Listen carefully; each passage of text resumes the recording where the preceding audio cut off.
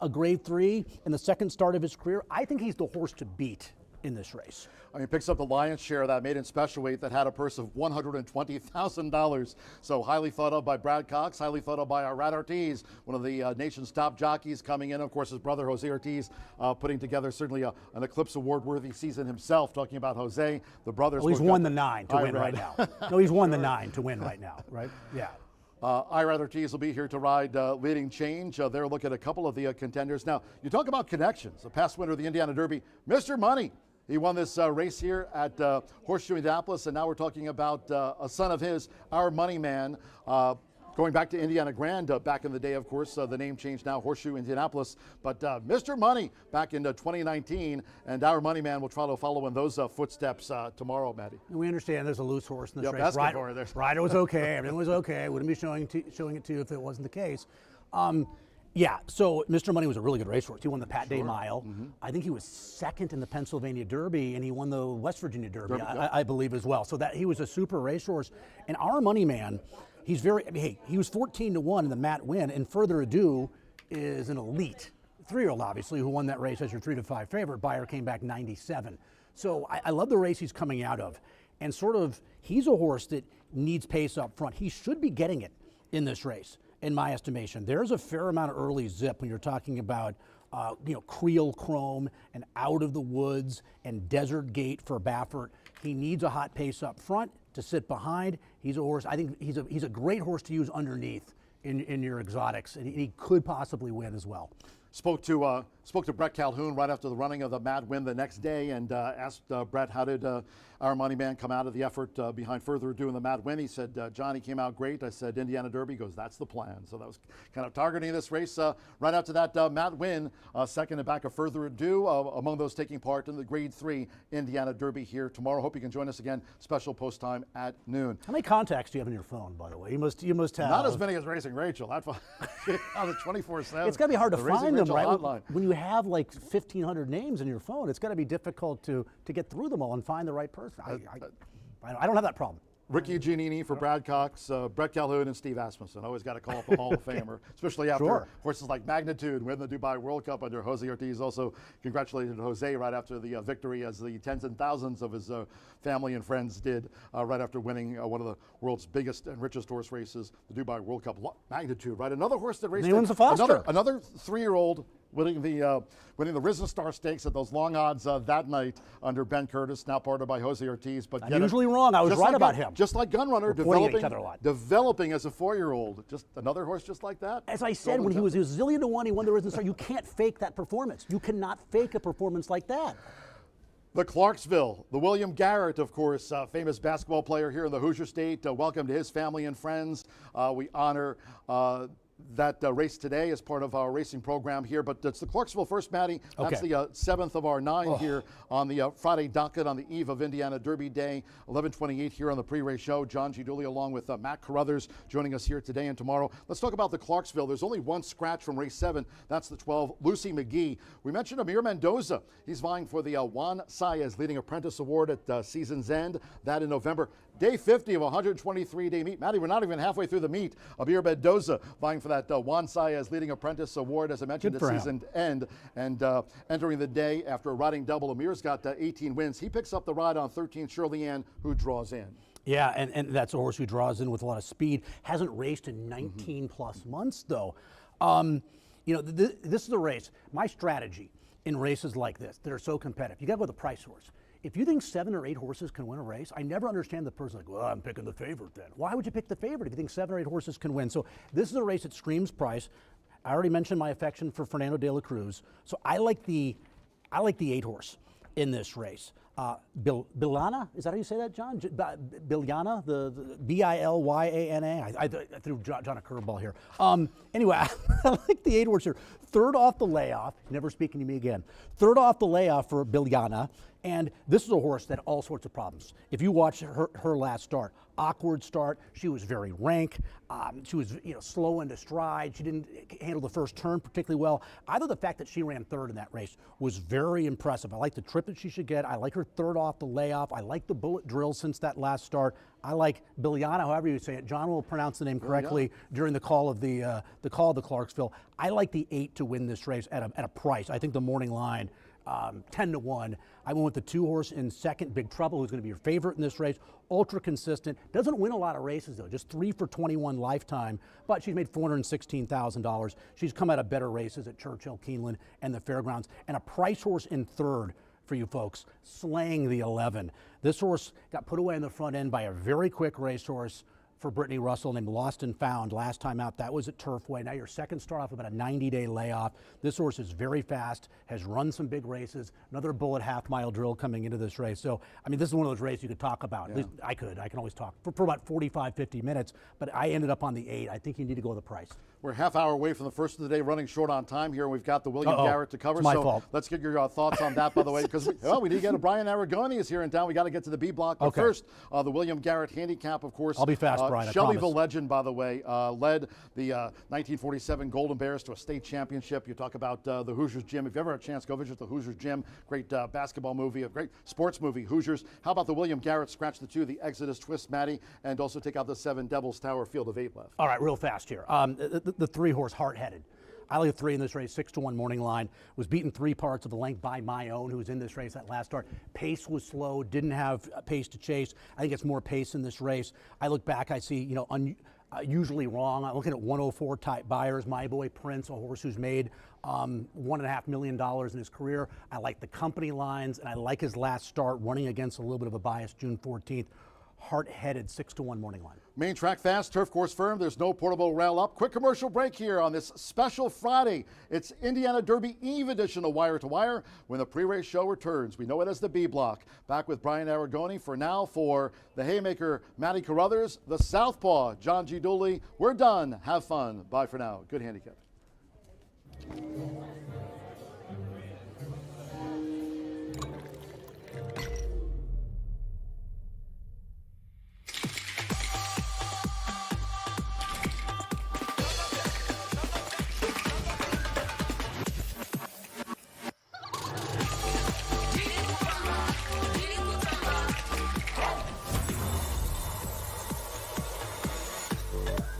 Tequila Herradura. Extraordinary awaits. It's Indiana Derby Day, Saturday, July 11th at noon, only at Horseshoe Indianapolis. More than $1 million in purses for Indiana's richest race. Register to win the $3,000 Derby Megabet. Play in the $2,500 Derby Legends contest and grab your best hat for the $1,000 Derby Hat contest. Make your clubhouse reservation now. Play legendary at Horseshoe Indianapolis. Must be 18 or older to wager on horse racing at racetracks and 21 or older to gamble at casinos. Know when to stop before you start. Gambling problem? Call 1-800-994-8448.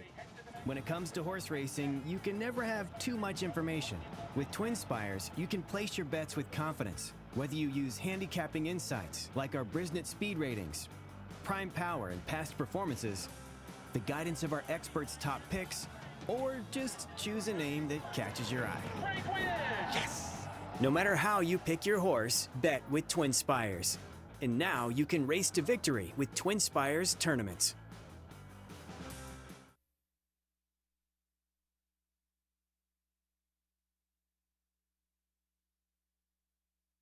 Welcome back to the B block here on Wire to Wire. What a fascinating day. Day 5 of 6 in a row here at Horseshoe Indianapolis. We're in the presence of greatness, not only with a couple of very nice horses shipping in, but we've got some of the premier handicappers in the entire country on our grounds today, giving away tons of not only some seated pools as well, some prize money, but some NHC seats as well. So if you shipped in, certainly appreciate you coming here and in the presence of some very good handicappers. And speaking of elite handicappers, how about Maddie C., a guy I've looked up to since I was a wee little lad over at Canterbury Park, one of the best in the business. We are certainly fortunate to have Maddie C. join in John Dooley on Wire to Wire. I'm starstruck right now as we come up on the 5-year anniversary of Arlington Park. We've got Dooley in the announcers booth, Maddie C. giving away some winners as well. So we're set for a jam-packed day of racing here on a Friday. We do start off a little bit earlier. We're about 26 minutes away from the opening race. I've put together a pick 5 ticket thought it was challenging, a difficult sequence. I think the later pick 5 may produce bigger payouts as well, but you got to take advantage of those low takeout opportunities. 11.99% takeout each and every day here at Horseshoe Indianapolis, and a lot of people going back and forth between horizontals and verticals. At the end of the day, you just have to win races. You just have to figure out who's going to win races and how you can put more money in your pocket, and that's something you should always be striving for. So let's take a look at how I navigated through the first 5 races. We got a new rail setting today at 0 feet. We've only been at that rail setting one other day for Caesar's Day here at Horseshoe Indianapolis. A lot of people think it might play forwardly or cater to speed a little bit. I think you might be able to come from off the pace. We saw the last couple of days, at least this week, horses really closing into it well. That final 16th of a mile has been taxing on those front runners. We've kind of seen some races fall apart this week as well. So we'll see how that plays. We're on the turf today in 5, 7, and 8. But let's take a look at race 1. No scratches or changes. There's very limited scratches and changes throughout this card. I'm going to go 2 deep in here with the 1 and the 4. Currently 2-1 and 4-1 on the board. I think Count the Cash, Tracy Wisner. Owns and Trains ran a good race last time out. I think this horse deserves a long look off of a 3rd place finish. Ultimately banking that this June 22nd race is live because I do use both runners out of that race. Slink came from off the pace, was left with a little bit too much to do, went off at around 8-1. Contreras goes out for short, 1 for 30. That's pesky. I don't love 1 for 30. I'm on the books, so we don't bet 5-year-old maidens. 1 for 30 is pretty darn close at 5 years old, but the numbers just fit. I'm playing against Rockstar Justice. I know that horse is 20-1 on the morning line, but also Me Sargento, another horse who took a long time to get out of that maiden ranks in here. So I'm hopeful that Tank Walk takes a ton of action for Michelle Elliott, Fernando de la Cruz. I wouldn't be surprised if they go off favored. I'm going to try and get through with the 1 and the 4 in here. I think there's some other races that maybe a little bit more critical to spread, but overall confidence fairly low.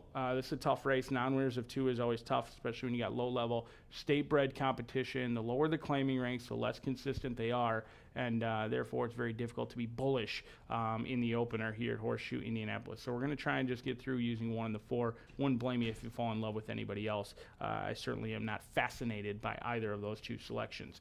Race number 2, this one could have been a potential single. I opted to go 4 deep. If I play 2 tickets, I'll probably single the 8 on the outside, but overall, another horse who's taken a big drop in class from allowance down to the non-winners of 2, 5.5 furlongs. The race really goes through Liz's legacy. Do you think this horse is going to win, or is there potential to be beat? Is a 4-time runner-up. Doesn't come in with the best form, but there's a couple of layoff lines that are a little bit challenging to navigate. I do like when horses are given some adequate time off. However, April 14th to June 16th, and then shortly after what was somewhat of a lackluster race at the allowance ranks, dropping in class. Now, it's not necessarily a red flag class drop. They're not going right down to the bottom by any means. 15,000, but Liz's legacy is a horse that you kind of really have to navigate and structure around whether you're going to use, not use, or whatnot. I think there was a couple of others to potentially take a look at in here. Sarah Smiles at 12-1. Joe Ramos has been heating up here recently. Tiana Richardville winning at 21%. A horse, another horse who's 1 for 20, but the numbers certainly would suggest this one could be a runner. And then Zealous Justice exits poor run in the Swifty Sired handicap, but before that was in a good spot, needed space, just had a ton of horse. That May 26th race, that replay, just ultimately didn't get out until too late, and the race was over when Relentless Chick had already run away and hid. And then Lotta Latte, another horse. They all look pretty similar. 1 for 23, 10 second and third place finishes. Ray Paquette has been ice cold. He's been chilled at 1 for 35 this season, but it's misleading. His horses have been running okay. 9 second and third place finishes out of that 35 races. I expect him to heat up. Lotta Latte, another 5-year-old looking for that elusive second victory. A couple of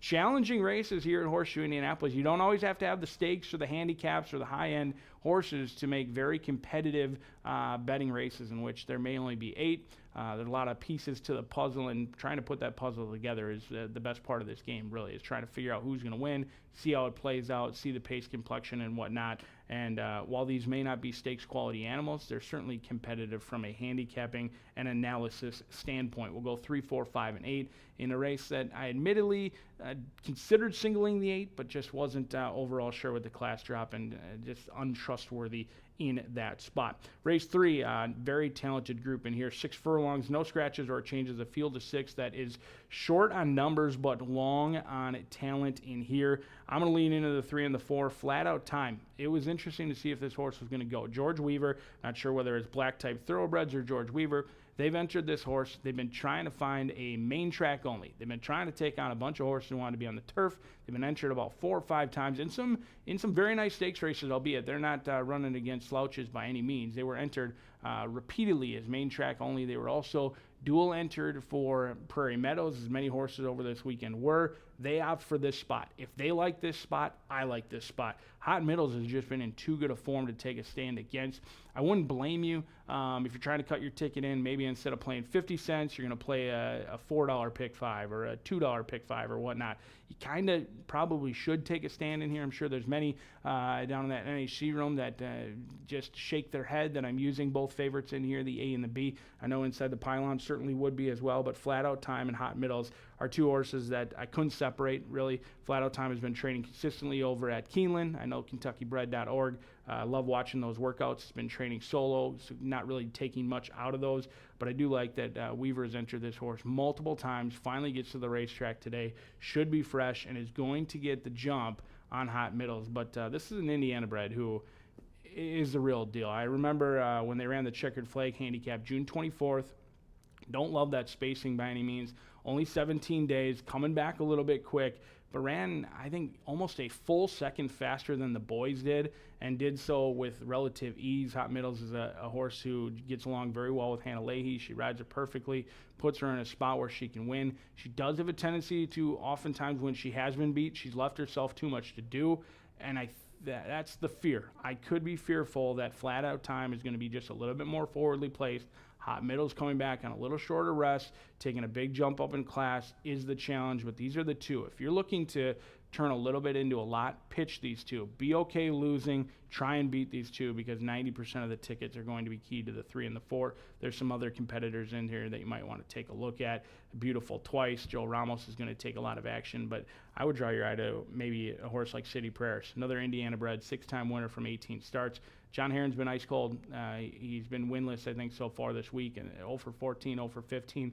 Barns like his heat up, and when they do, you usually can't expect it, and they rattle off a couple of wins in a row heading into a big stakes weekend. It could be the time for the Herron gang to pop up and run a big race. I think everyone else is going to be an overlay in here other than the 3 and the 4.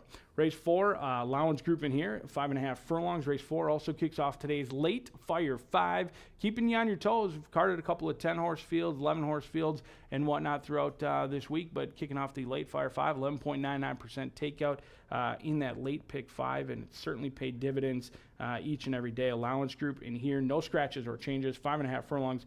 Going to be the distance. Oil Man. This is a horse who had been entered, veterinarian scratch. So you can make what you want of that, but with Heisen and whatnot, they're a lot more usual or standard than they have been in the past. I used to completely pitch them. I no longer am able to do that anymore. Randy Klopp, Micah Meeks, Oil Man is a horse who's faced significantly better than they're facing today. Broke a step slow in the 2026 debut, moved up in the 2 path, and then ultimately flattened out, and then just ran into some good ones in Hawkeye and CJ Storm. Hawkeye ran earlier this week against Open Company, did so admirably. Oil Man is going to be a difficult beat in here. However, there's just a couple of others to take a look at. Maybe some horses you might have overlooked. I happen to like the inside 2. Unbridled Intent and Costly Pass. I know if you're following Equibase Race Lens, they don't give these horses much of a chance. If you draw a line through that Unbridled Intent race, last race, June 10th, I think Unbridled Intent is in with a big chance. Costly Pass, second start off the layoff, going way up in class, but going out for Juan Medina, someone I'm not overly familiar with, but he's winning at 50% in a small sample size, and his horse just ran away and hid last time. Could be sneaky upsetter in the 4th. The 5th, I know I talked about it, not trusting the 8 in race 2. How about leaning into Hungry Reggae? Horse who's going to try a couple of things for the first time. I'm on record that I like horses trying things for the second time versus the first time, but this horse trying 2 turns and the turf for the first time. And Hungry Reggae 9-2. I would love if this horse is 9-2. I think his numbers are just better than the rest of this group. He didn't go on with it May 26th, finishing 5th, but even though the buyer speed figures are kind of all over the board, 65, 50, 57, I actually think he's been progressing. I think he's actually gotten better with each and every start, even though the results have not indicated that. Maiden special weight up to the allowance N1X is a huge jump up in class, and he's ran okay. He's ran against some good ones. Lady Chaos is a potential stakes animal in the future, and I keep saying he, and it's a 4-year-old filly, so I apologize for that. John Langmar, an old friend that I always cheer for, rarely ever cash, so just fairness in that. But with Hungry Reggae, if this horse handles the turf, bred to handle the turf, has been getting better consistently. The mare, Miss Hanky Panky, she tried the turf. She was 0 for 5, but she ran at some of the premier races around the country, and she was conditioned by Linda Rice at the time, sprinting on the turf up in New York as well, and she's produced 16% winners on the turf. So there's a little bit to go off of. You do have to answer some questions. I wouldn't blame you if you don't like a horse trying 2 turns for the first time and trying the turf for the first time and likely to go off favored. I just think it's the best horse in there, and I just couldn't find anybody else that overall fit my fancy. You've got another 5-year-old mare like Pretty on the Prairie for Jay Holden, who's 1 for 23. Estrella Briante goes out for John Heron. Amir Mendoza 1 for 20. And as good as Amir Mendoza has been, he's had very limited success, if any, on our turf course. That's something you want to pay attention to as well. And then the 10 is probably your biggest threat in here. Tony Granitz has been on an unbelievable run. It's been like a historic run. Now, a guy who's been training as long as he is, old Chicago guy, he's had plenty of good weeks in the past, but I'm not sure he's had too many where he's won 3 out of his last 5. And if you dive in even deeper to that, if I push it out to the last 10 days, I think he's like 7 of his last 11. It's been quite incredible. This week alone, he had Chanticleer win over at Belterra on the turf. He also won with Fervent Prayer, and then also Amazingness as well. And Amazingness is not a very easy horse to get to the winner's circle. So we're 14 minutes away from a great day of racing here. If you're joining us for the NHC, sit back, relax, and enjoy. I am fascinated to follow along with some of the best handicappers in the business. And we welcome one of my favorites, Maddie C. here at Horseshoe Indianapolis. And speaking of favorites, the wordsmith himself, the amazingness of John G. Dooley, has made his way up to the announcer's booth. I may be late on time, but thankfully we have limited scratches and changes. So relax and have a good day.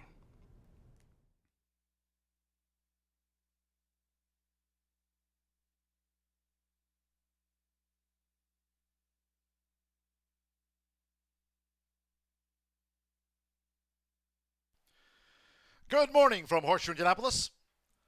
Hello again. Now from the broadcast booth, track announcer John G. Dooley. Great to have you with us on the eve of Indiana Derby Day. 9 races on tap. Some sun now through the clouds here in town. Temperatures in the mid-80s. Another humid day here in Shelby County. Main track fast, turf course firm. Note for our turf races, there's no portable rail up. True rail position, fast and firm. If you have your From Gate to Glory track programs near, let's take a look right now at the changes and corrections on today's racing program. Opening sprint starts the 50-cent early pick 5. No changes in the 12 o'clock opener. Top of the card, all 7 run. No changes in the 12 o'clock. In the second race sprint, due at 12:31, here the start to the $1 early pick 4. No scratches. Number 1, Sassy Julia, change of rider to Rodney Prescott. Second all-time winningest jockey in history here, Rodney Prescott, rides number 1, Sassy Julia, in the Distaff Dash. In the third, here no scratches. Number 1, Beautiful Twice, a jockey change to Joe Ramos. Waive the apprentice allowance. Corrected weight now 124. Joe Ramos rides the 1, Beautiful Twice, and the Phillies Mare Sprint. Race 4 of 9 due off at 1:33. State Bred Sprint starts the 50-cent late fire 5. Low 11.99% takeout on the pick 5s featured here today and throughout the season. Fourth race, all 7 run, no changes in the sprint. Turning to the 5th, here the first leg of the $1 Horseshoe Hat Trick All Turf Pick 3. Scratch from the Turf Mile, number 7, Kitten's Song. Number 7, Kitten's Song, has been scratched. Number 4, Babasita, add 2 pounds to the listed program weight there. And number 12, Crazy, Sexy Cool. 1 pound over in the turf mile. In the 6th race, another Disnav Dash on the day, due at 2:36. Here all 7 run, no changes. A couple of premier races here on the eve of Indiana Derby Day. First of our 2 handicaps, the Clarksville. Course firm, no portable rail up. Here scratch the 12, Lucy McGee. Number 12, Lucy McGee has been scratched. That paves the way for 13, Shirley Ann to draw in. And the jockey will be Amir Mendoza. Leads the apprentice ranks here this season with 18 victories coming off a Thursday double. Amir Mendoza rides 13, Shirley Ann in the Clarksville. Race 8 of our 9. Our second premier race on the card is the William Garrett Handicap. We welcome several members of the Bill Garrett family joining us here today.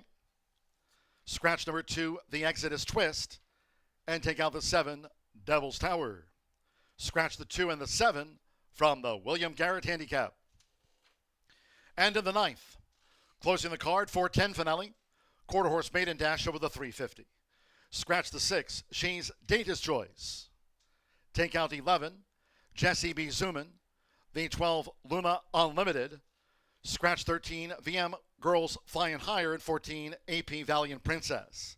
Scratch the 6, 11 through the number 14, all have been scratched. Now overweights, the 1, Winnie the Mini plus 5 pounds. The 4, EOS Running Roxy, 2 over.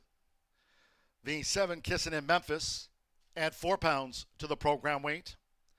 And the 10, LC Dancer Mary, is 5 pounds over. Medication notes, 2, CV Valiant Corona, no Lasix. 5, Looks Like Mom, no Lasix. And number 8, LB Vegas Train, no Lasix in the quarter horse maiden. Some sun through the clouds here in Shelby County. Temperatures are in the mid-80s. Main track fast. Again, the $1 horseshoe hat trick, all turf pick 3. The course rated firm, and there's no portable rail up on the Caesars course. Horses in the walking ring for the State Bred Sprint opener. Starts the 50-cent early pick 5. Making a great day with us here on the eve of the Indiana Derby at Horseshoe Indianapolis.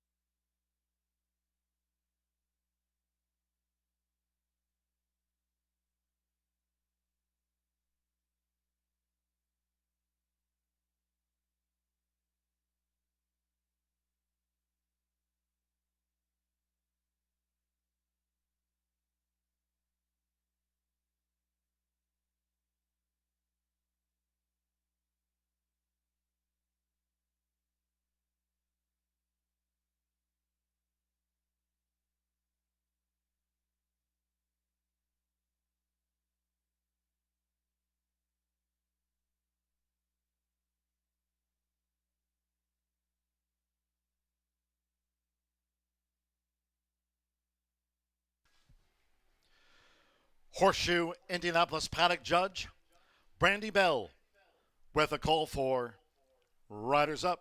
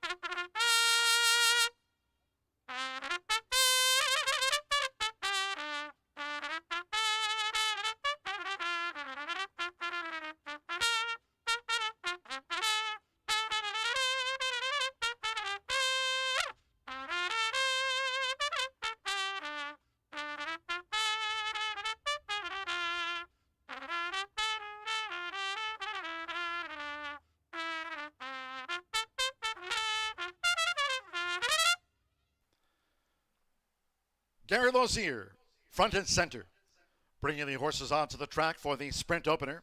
It's over the 6 furlongs, a field of 7.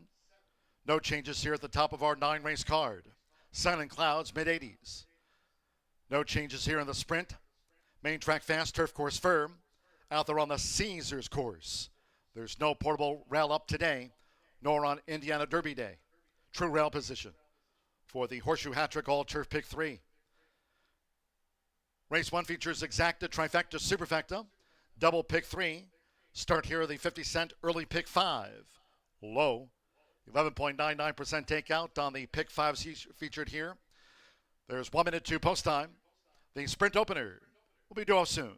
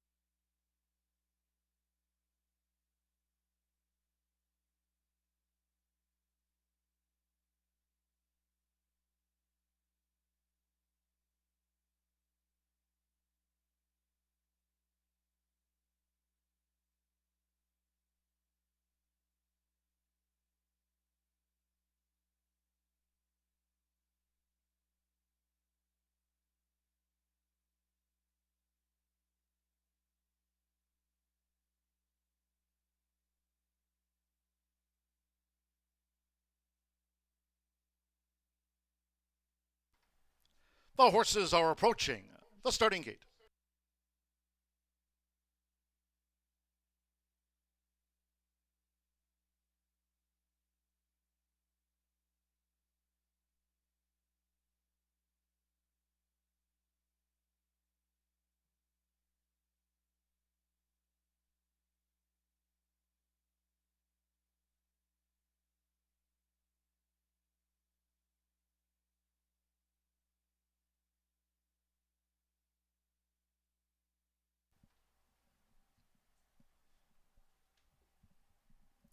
The horses have reached the starting gate. It is now post time. They're going in. Alexander Crispin with Count the Cash. Luis Contreras with Slink joins Count the Cash.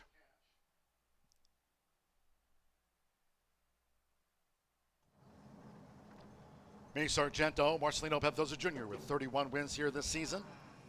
This is the 50th day of 123.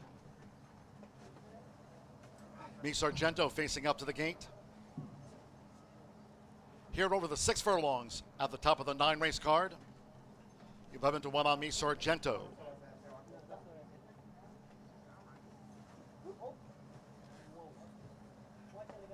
Count the Cash and Slink with the first 2 in. Right now, Count the Cash, 9-5, the first favorite.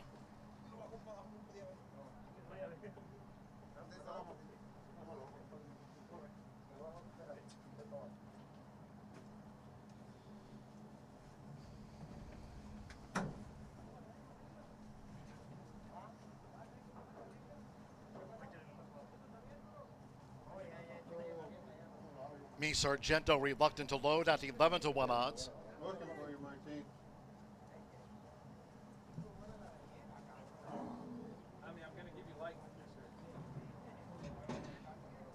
Now 5 minutes past the top of the hour. Me Sargento joins Count the Cash and Slink.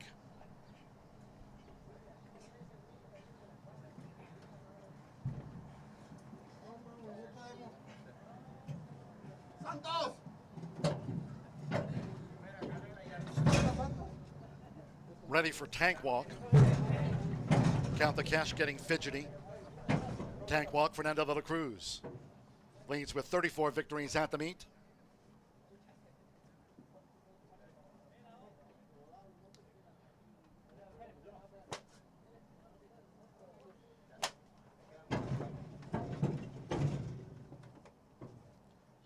Joe Ramos, Boss Justice, was a last down maiden winner here. Micah Meeks with Rockstar Justice, now Boss Justice, and then Practical Justice. Count the Cash holding 9-5 favorite. Alexander Crispin on the first favorite for Tracy Wisner, and one more. Alberto Burgos with Practical Justice. Fast and firm on the eve of Indiana Derby Day. They're in the game. Going and running at Horseshoe Indianapolis. Fast start for Practical Justice, who's quickly headed off by Count the Cash, who's making a dash to the front for Alexander Crispin. Count the Cash to the lead. Easily leads. Tank Walk in a white cap. To the inside is Rockstar Justice right there through into third as Boss Justice. And the black cap covers Practical Justice. That quartet following. Count the Cash past the half-mile pole. Slink go with the black sleeves running second to last. And after 3 furlongs, Me Sargento trails here in the Friday opener. Count the Cash spearheads them. The quarter 22.68. Now inside 3 furlongs to go. Count the Cash being encountered by Boss Justice, who's right there looming up for Joe Ramos as they make their way toward the quarter pole. While 4 clear from Practical Justice, Tank Walk straightens away a pressured 4th. Slink between horses. Me Sargento's the wide out. Rockstar Justice last into the stretch. It's Count the Cash. Half mile 45.62 with Alexander Crispin. Count the Cash has slipped away from Boss Justice by 5. Leading into the final half furlong. Tank Walk between horses. Practical Justice on the outside. Boss Justice has dropped right away. It's Count the Cash. Count the Cash finishes on top by 4 from Practical Justice, who edged Tank Walk. Then Slink and Me Sargento.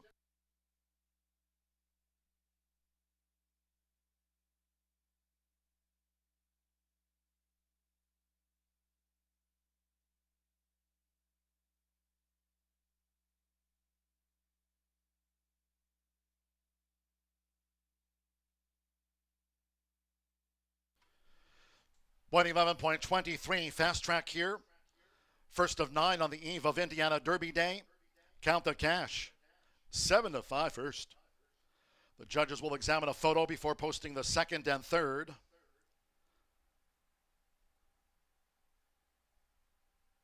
Count the cash. Son of Santiva sent on his way as the 7-5 first favorite over Practical Justice.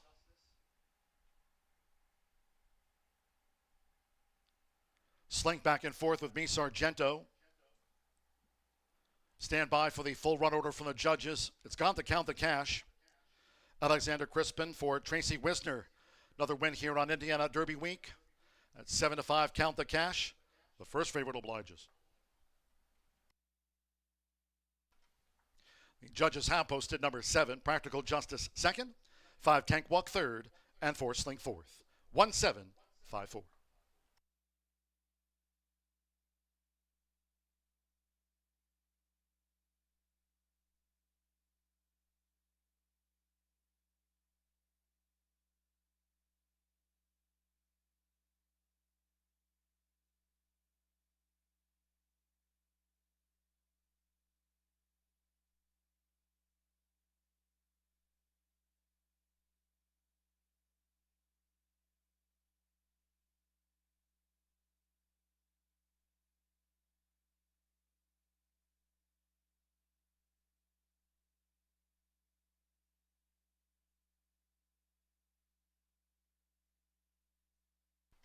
And the Murphy Trailer Sales Winner Circle, number 1, Count the Cash with Alexander Crispin.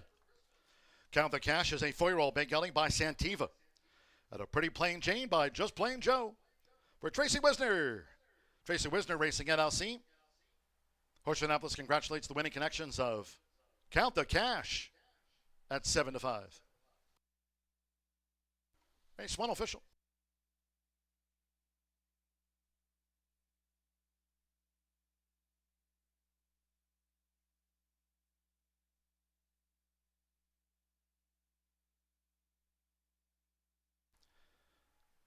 First results in. First of 9 here on the eve of Indiana Derby Day. 1-7 exacta paid $29. 50-cent trifecta 1-7-5. $37.15. Slink was fourth. 10-cent superfecta 1-7-5-4 paid $16.68. And the state bred sprint opener favorite first. All 7 ran. 111.23 fast track. 20 minutes away from race 2. And the Fillies Mares Dash, no scratches, 8 run. 1 Sassy Julia jockey change to Rodney Prescott. Rodney Prescott will ride 1 Sassy Julia. Exacta trifecta superfecta, double pick 3. Distaff Dash starts the $1 early pick 4, fast and firm. Post time for the second race will be at 12:31 in all cases if you can. Please do try to make your Horseshoe Indianapolis selections and wagers today and on Indiana Derby Day early. Thank you. Coming up in a moment, our first race replay of the State Bred Sprint. Hope you had a bet on Count the Cash.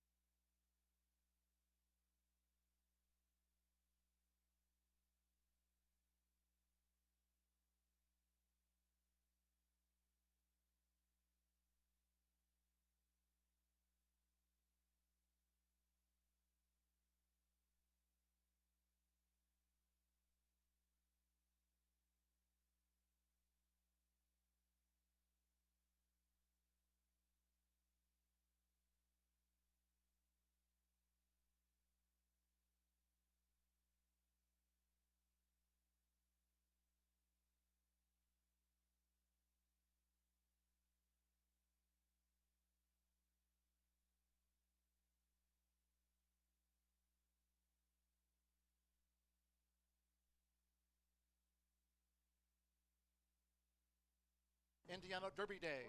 They're in the game. Going and running at Horseshoe Indianapolis. Fast start for Practical Justice, who's quickly headed off by Count the Cash, who's making a dash to the front for Alexander Crispin. Count the Cash to the lead. Easily leads. Tank Walk in a white cap To the inside as Rockstar Justice right there through into third as Boss Justice in the black cap covers Practical Justice. That quartet following. Count the Cash past the half-mile pole. Slink go with the black sleeves running second to last. And after 3 furlongs, Me Sargento trails here in the Friday opener. Count the Cash spearheads them. The quarter 22.68, now inside 3 furlongs to go.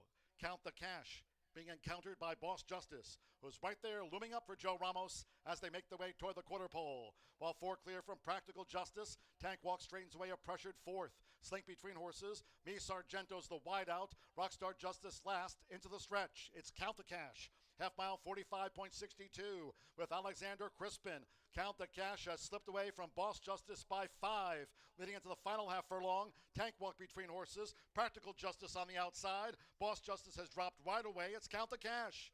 Count the Cash finishes on top by 4 from Practical Justice, who edged Tank Walk. Then Slink and Me Sargento. Indiana Derby Day. They're in the game. Going and running at Horseshoe Indianapolis. Fast start for Practical Justice, who's quickly headed off by Count the Cash, who's making it.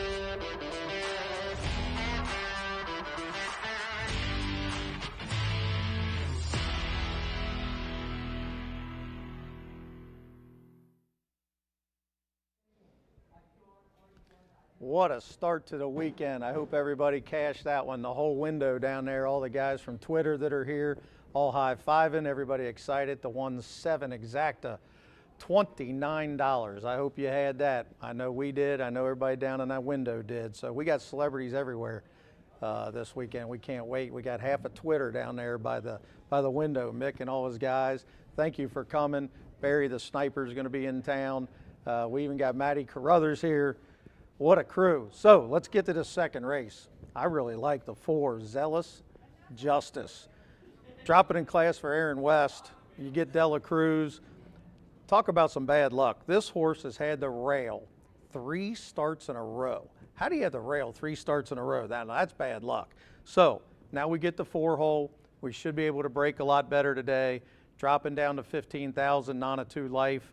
Zealous Justice, 9-2 morning line. I knew that was never going to happen. 2-1 is where we're at, and we'll take it. We got the double alive to Zealous Justice. Now, that's not the only horse we used here in the pick 5s and the doubles.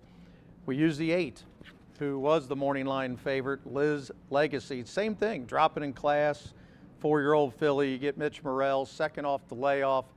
This horse has got a big, big chance. A little scared of the 1 for 10, but that 51 number puts her right in this race, but got to break a little bit better. They're not going to close on this course, I don't think. The speed's been rolling, and I think it's going to do that again. And that's why in the doubles, I also used Sassy Julia a little bit from the rail. Now this rider, you may not know who he is, Benduza, Fairmont Park. Very good rider. If he sends out of this gate, this 4-year-old filly could make the lead. The numbers got to go up to compete here, but at that price, they're already betting 15-1 down to 6-1, but those double prices are big. I'm making the 1-4-8 with 3 double, and I've made a pretty good one here, 4-3, because flat out time in the next race for the boys, the FBG boys, black type thoroughbreds, Reagan Swinbank, George Weaver. She's shipping in here, and she's got a big, big chance. I can't wait to watch flat out time in the next race. So that's going to be my plays, 1-4-8 with the 3. Let's get back to Zealous Justice here as they walk around. The drop in class is why I like this horse. Of course, the 9-2 I liked, on the morning line. But 3 races back, she made the lead from the rail. If Dela Cruz can send, last time she got dead left, so just draw a line through that. She was in way too tough. She was not going to win that day. She's competitive at this level, and that's why you're seeing her getting hammered. And she looks good in the paddock there. The 4-horse, ears pricked, looking like she's ready to go. So I know a lot of people like the 3, Lotta Latte, taking some money here at 5-1. I was just not a fan because too many starts at the 15,000 Nana 2 level. 1 for 23 is not my kind of ball game. So that's why I stuck to the 4 and 8 mainly, and just a little bit with Sassy Julia. I'm also going to make some exactas, 4-8 box, 4 over the 1-8. I'm really hoping that Sassy Julia can make the lead from the rail. And then we got Zealous Justice, and we also got the 8, Liz's Legacy, sitting right in that catbird seat, right behind them with that tractable speed. It is tractable is the proper word, as my time form guy tells us all the time on Twitter. It's tractable. It's not tactical. When the horse is tractable, that means they can sit second, third, fourth, wait for that cue on the outside, and I think that's what's going to happen with the 4 and the 8, Liz's Legacy. I'm just hoping that the 4 is a little bit better, Zealous Justice, and that's why I'm going there with a large double, Zealous Justice into flat out time. Good luck to everybody. What an unbelievable weekend. I can't wait to talk about the Brad Cox horses tomorrow. It's going to be a wonderful day. So everybody get your money out, start betting. Let's get this thing rolling. I'm FBG Dan Cronin. Let's have a good one.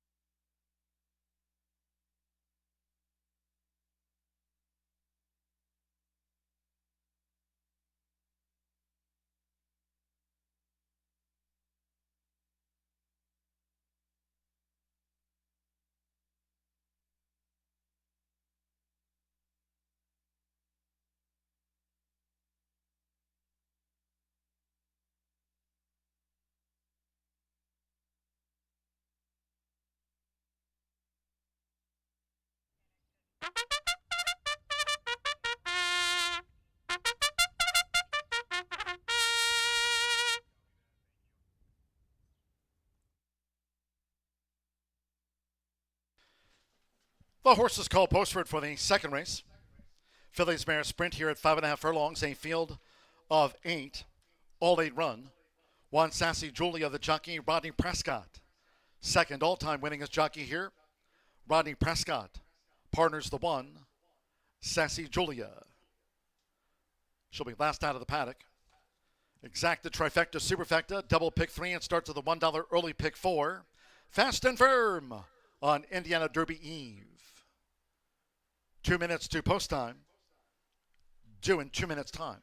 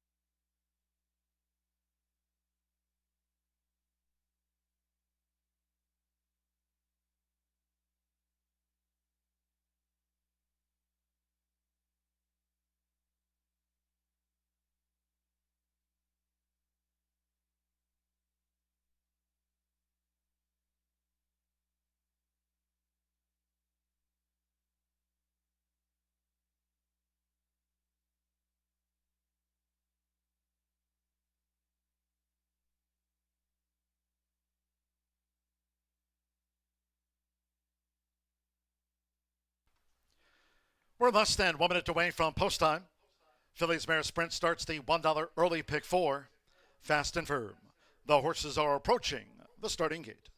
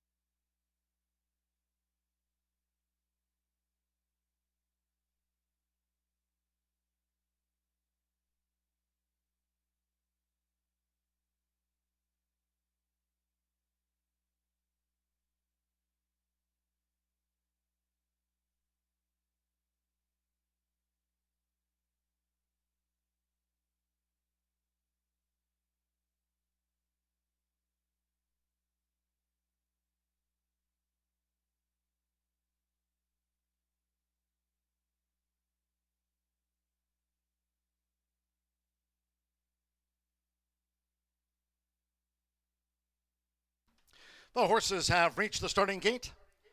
It is now post time. Loading in front of starter Oscar Quiroz.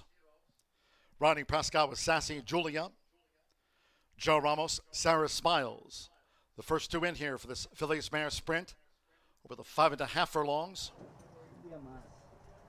Micah Meeks claims the 7-pound apprentice allowance. Total Luna Eclipse has taken her position in the starting gate. Marcelino Pedrosa Jr. with Band. Now Simmer Bermudez, Lotta Latte.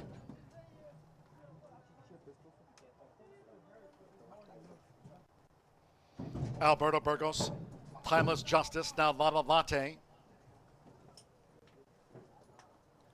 Just a couple of the back. Fernando de la Cruz, Zealous Justice, 6-5 joint favorite with Liz's Legacy, who's now 7-5 on the tote. Zealous Justice. One more.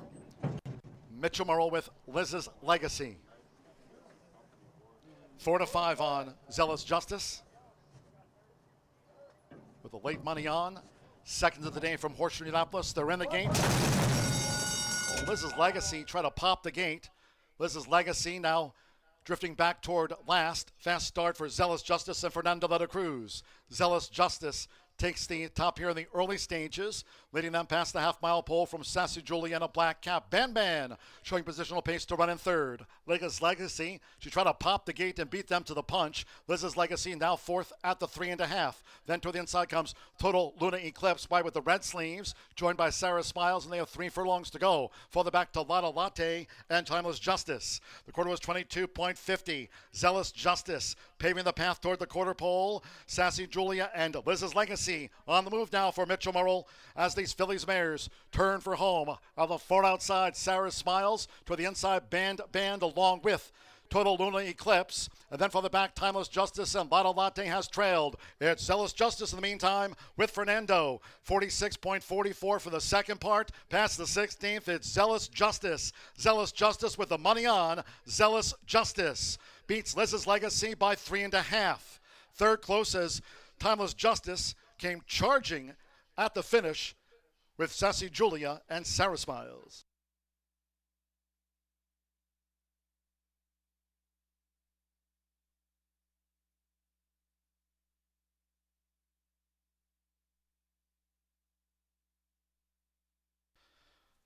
Unofficial, 4-8, and then a show photo.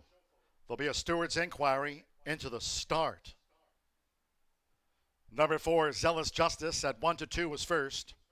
8, Liz's Legacy, 2-1 second, part of a start review.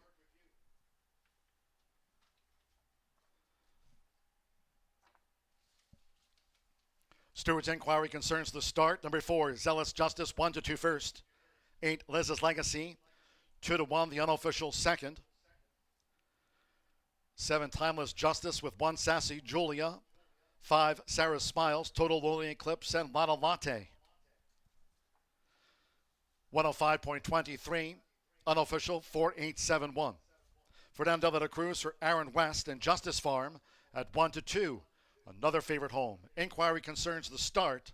concentrating on 8, Liz's Legacy, at the break.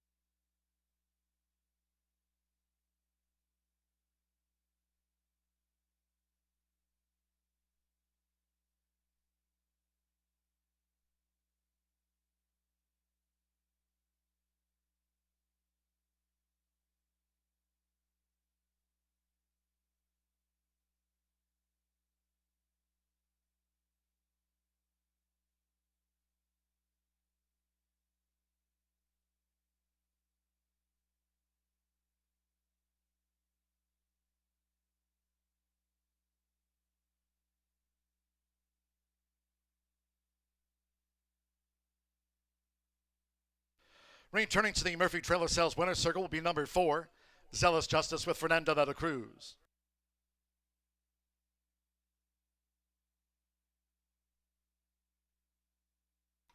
Zealous Justice is a 3-year-old chestnut filly by Harry's Holiday, and a With Wonder by Flatter. Aaron West trains for Greg Justice Farm. Horseshoe Indianapolis congratulates the winning connections of Zealous Justice. Once again, there is a steward's inquiry. Steward's inquiry concerns the start, and number 8, Liz's Legacy, is the focal point.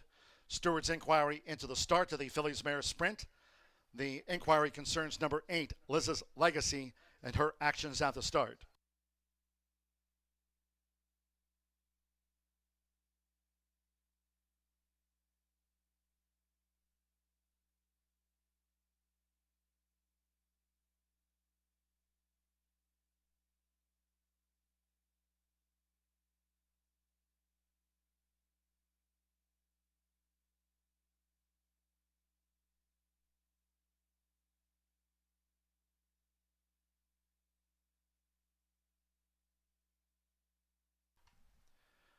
Again, the steward's inquiry into the start and number 8, Liz's Legacy. Retain all tickets until posted official. 4871, hold all bets.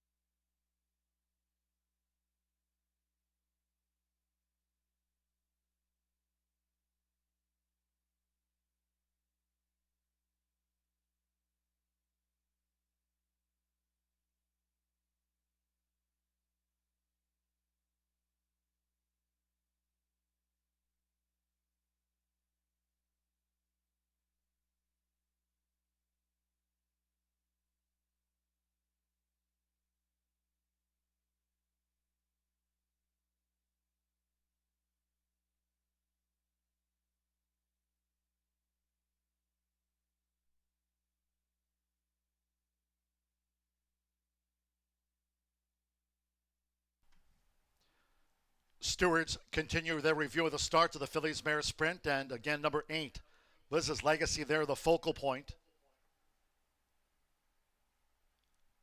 Just as Horseshoe Indianapolis starter Oscar Quiroz pulled the trigger. Continue to hold all bets.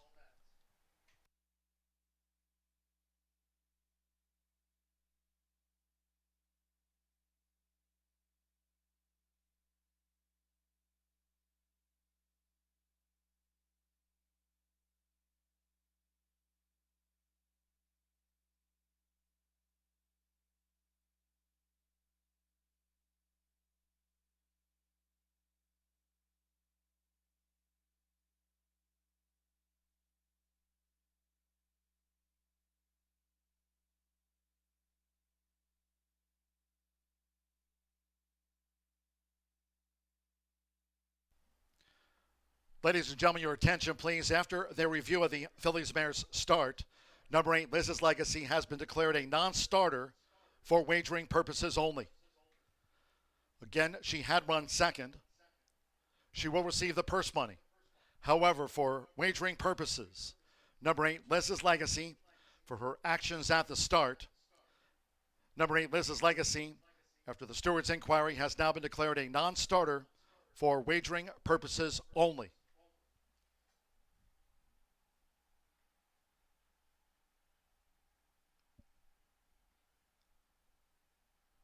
So bear in mind the 4, Zealous Justice, was first. Wagering-wise, 8, Liz's Legacy, a non-starter. She'll get the purse money. So 7, Timeless Justice. It'll be for a 4-7 exacta, 4-7-1 trifecta.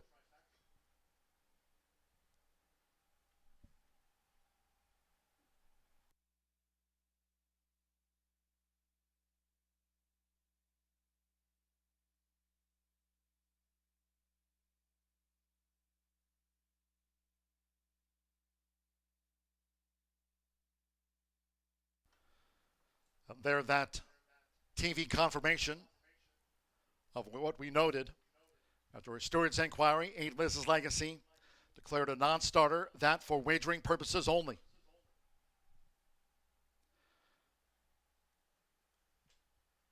And as a non-starter, from a betting perspective, number 7, Timeless Justice, now second. 1, Sassy Julia, third. And 5, Sarah Smiles, fourth, insofar as the superfecta goes. Liz's Legacy gets her purse money, but a non-starter from the betting standpoint on the Fillies Mare Sprint. 4-7 exacta, 4-7-1 trifecta, 4-7-1-5 superfecta now.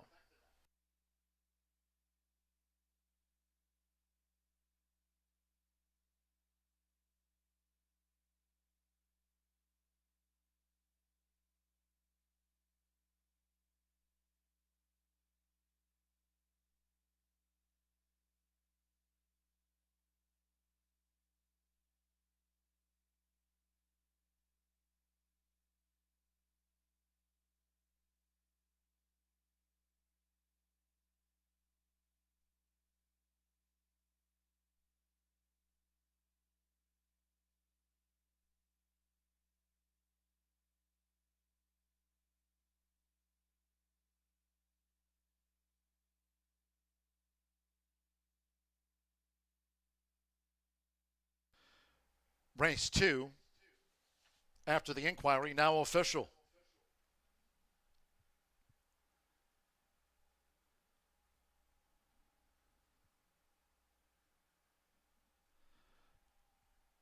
So with that, after 8, Liz's Legacy declared a non-starter for parimutuel purposes,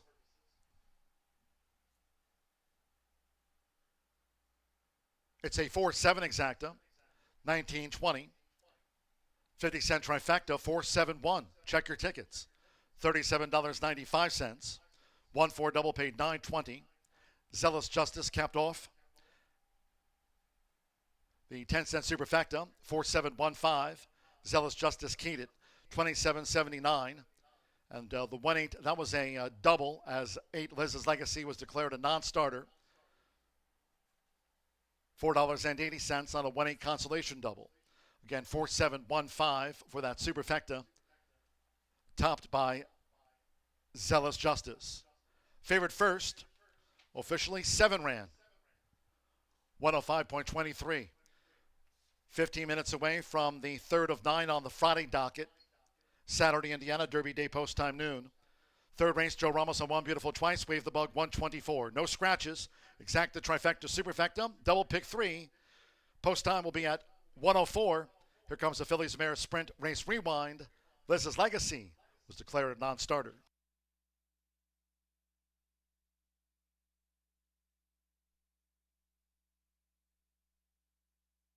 We're in the gate.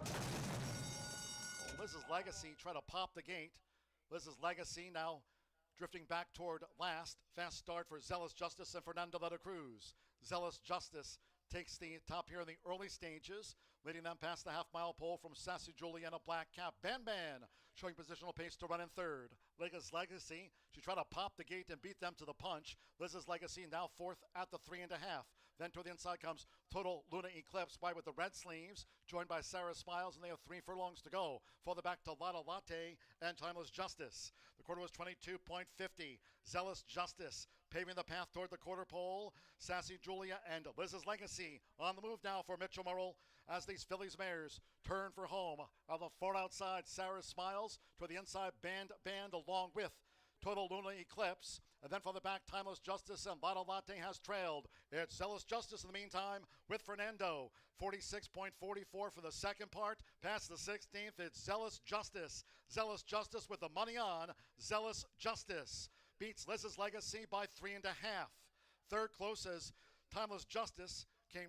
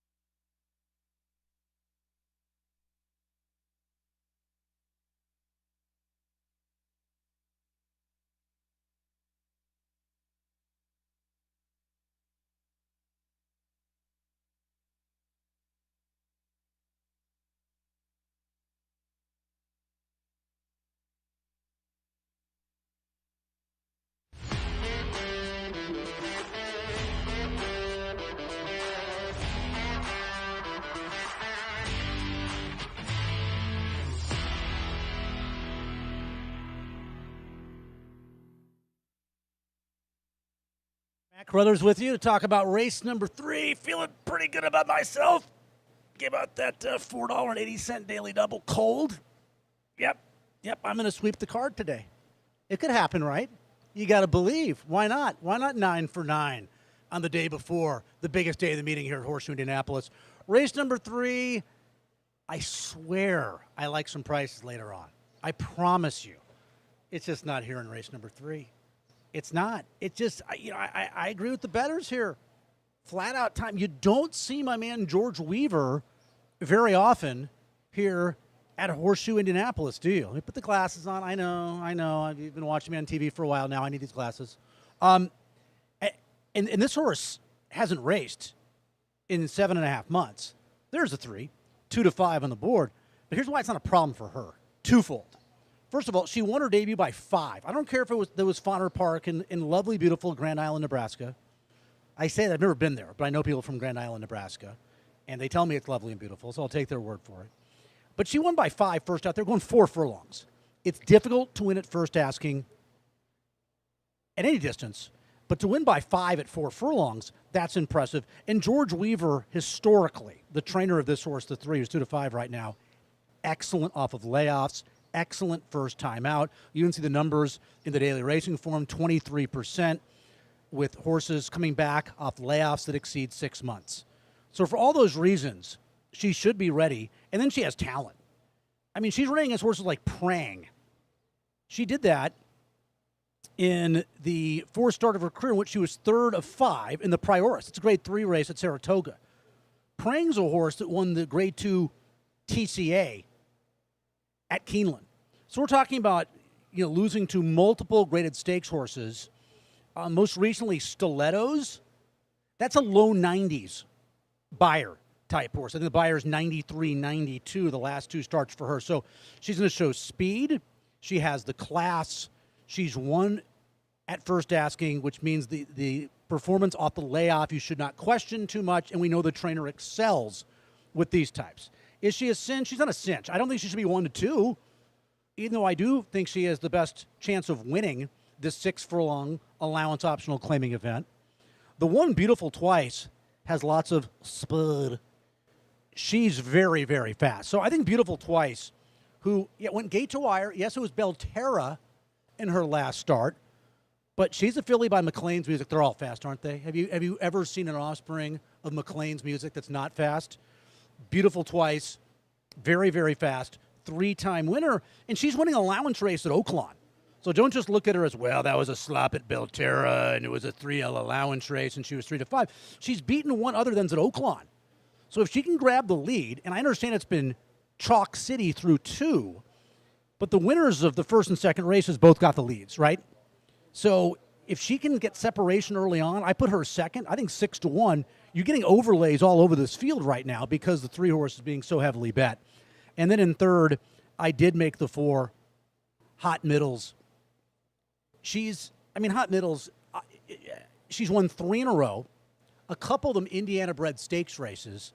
That's why her earnings are up over $300,000. She's made $314,000 in her career. She's looking to win her 4th in a row, and she did beat. I got to stop pointing. I keep pointing to make points. It's rude to point. I was taught that at an early age by my mother, and she's correct in that. So Hot Middles beat Open Company at Horseshoe back on April 21st here by a half length as the 4 to 5 favorite. So is she fast enough? She's very consistent from a figure standpoint. We know she's in good form. We know she's consistent, and we know she likes to win. She's 7 for 18 in her career. But is she fast enough to beat Flat Out Time, the 3, if she's ready, which we think she should be, off of that long layoff? And then you have to contend with the speedy 1 horse, Beautiful Twice. There's the 4, by the way, Hot Middles, who she'll be off the pace a little bit, not too far back. I think you might see her, at least Hannah Leahy, I think the idea will to be a little bit closer because you got to know your competition, right? You know Flat Out Time is going to show a lot of speed. The 2 horses you might have to worry about most, actually the inside 3, all possess good speed. So you don't want to lose contact with those horses early on. So she's not quick enough to keep up completely with those horses, but she can stay, if she can stay within 2 to 3 lengths of those runners, and maybe there's a protracted speed duel. We know Beautiful Twice to get the lead, right? She's gotten the lead in 7 of 8 starts in her career. She's nothing but quick. We assume flat-out time based on going gate to wire at 4 furlongs at Fauna in her debut and showing speed against Graded Stakes Company, that she's going to show speed.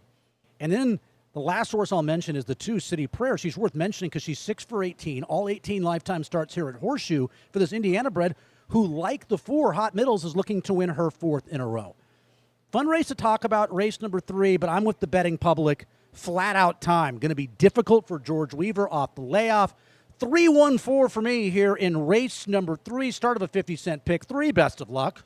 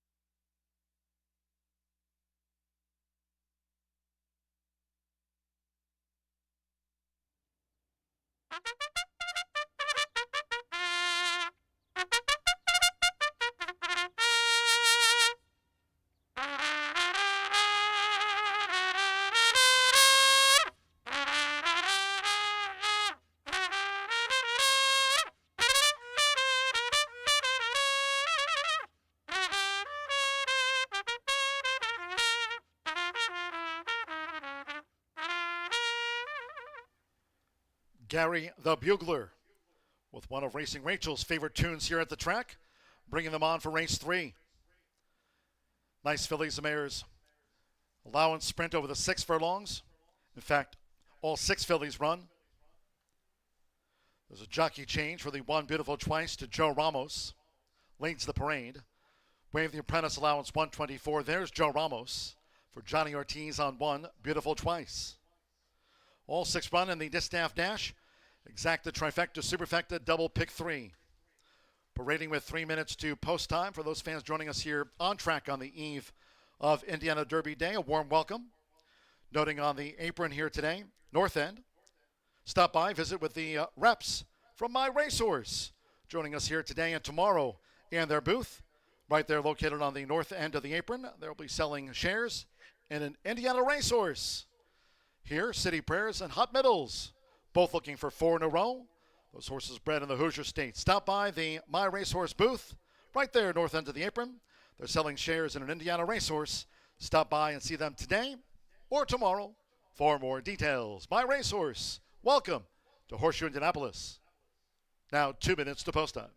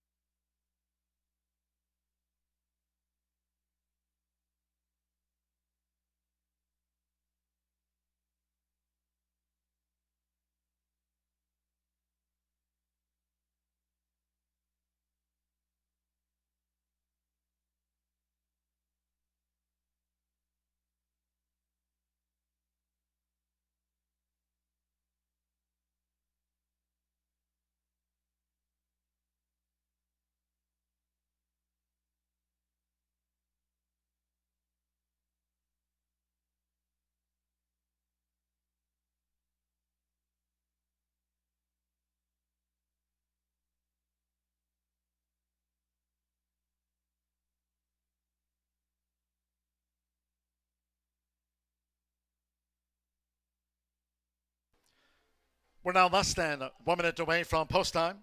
Less than 1 minute, all 6 run.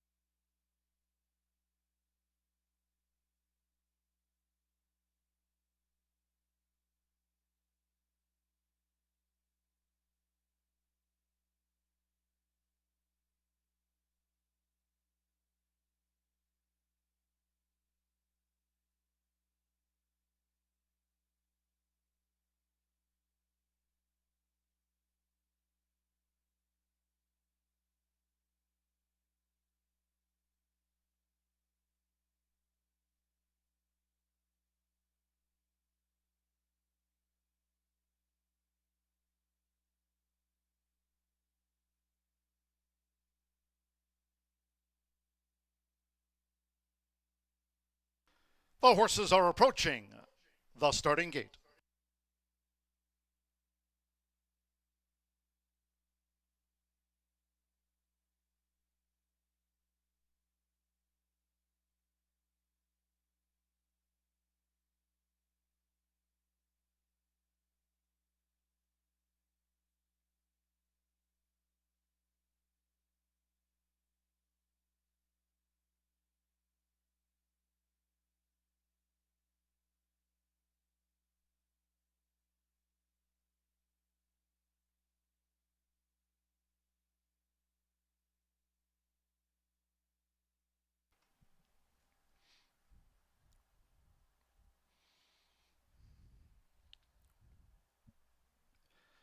The horses have reached the starting gate. It is now post time. They're going in. Joe Ramos with Beautiful Twice. Hannah Leahy, Hot Middles, taking her position in the starting gate, has joined Beautiful Twice. Ramir Mendoza, City Prayers, winner of her last 3.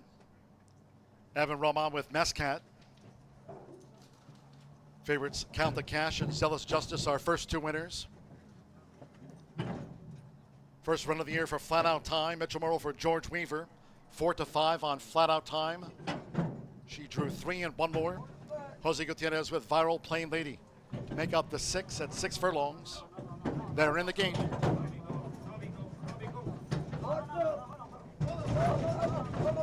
Ready. And they're off. Beautiful Twice was slow to go. Viral Plain Lady. Out to a spirited start there for Jose Gutierrez. Viral Plain Lady makes a beeline right toward the fence to open up an early advantage on Flat Out Time, who chases the pace for Mitchell Merle. City Prayers with the rail. Hannah Leahy and Hot Middles. She's running in 4th, blue with the orange sleeves, and right there in the hunt of Viral Plain Lady, who leads past the half-mile pole. Mescat running second to last, and the slow starting Beautiful Twice trails the Philly Sextet. The quarter, 21.88 at 23-1. Viral Plain Lady is thrown down the gauntlet as Flat Out Time is sizing her up. Viral Plain Lady and Flat Out Time looms on the outside and has taken the lead at the quarter pole as Hot Middles is gaining traction. Here's Hot Middles coming right to attack Flat Out Time as they level up. Then on the far outside is Beautiful Twice. Mescat has dropped back to last. Top of the lane, Hot Middles runs at Flat Out Time. Half mile, 45.25. City Prayers is back in 3rd with Hannah Leahy. Hot Middles has gained the advantage on Flat Out Time. They're close to home, and here's some Hoosier horsepower. Hot Middles for 4 in a row. Beats Flat Out Time by 2. City Prayers third, and Beautiful Twice finished back and forth. Hot Middles keeps up a hot streak in 109.96.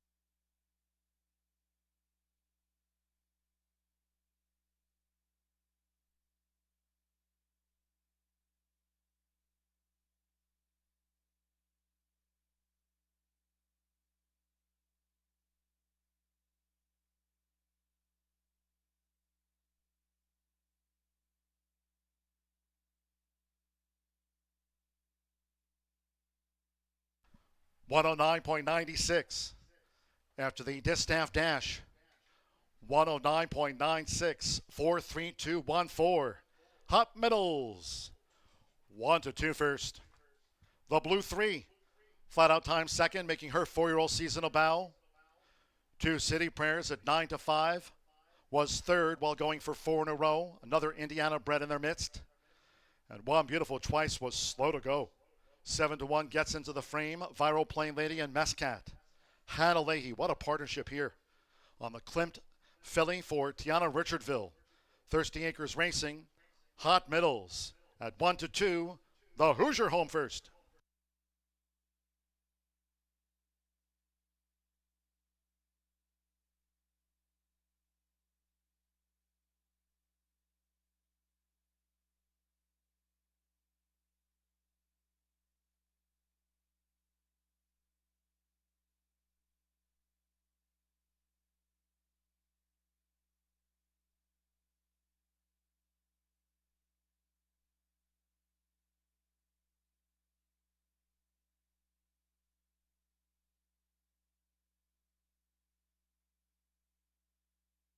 Your attention, please. There's been a jockey's claim of foul, not impacting number 4, Hot Middles.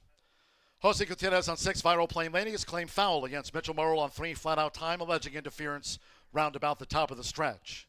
The rider of the 6 against the rider of the Blue 3. In the meantime, returning to the Murphy Trailer Sales winner circle, the 4, Hot Middles. The 4 for 4 in a row with Hannah Leahy. Hot Middles, a 4-year-old Chestnut filly by Klimt. Out of the Trippy mare, Pretty Miss Trippy for Tiana Richardville. And there's Tiana, the blue-orange sleeves of her Thirsty Acres Racing LLC. Hot Middles makes it 4 in a row on the eve of the Indiana Derby.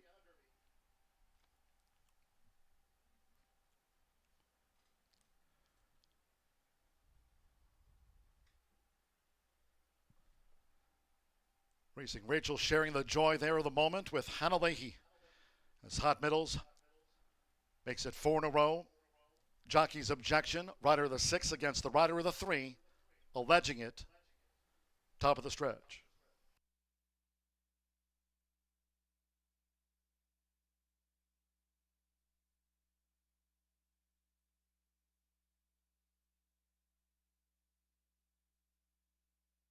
It was reviewed. It's been disallowed.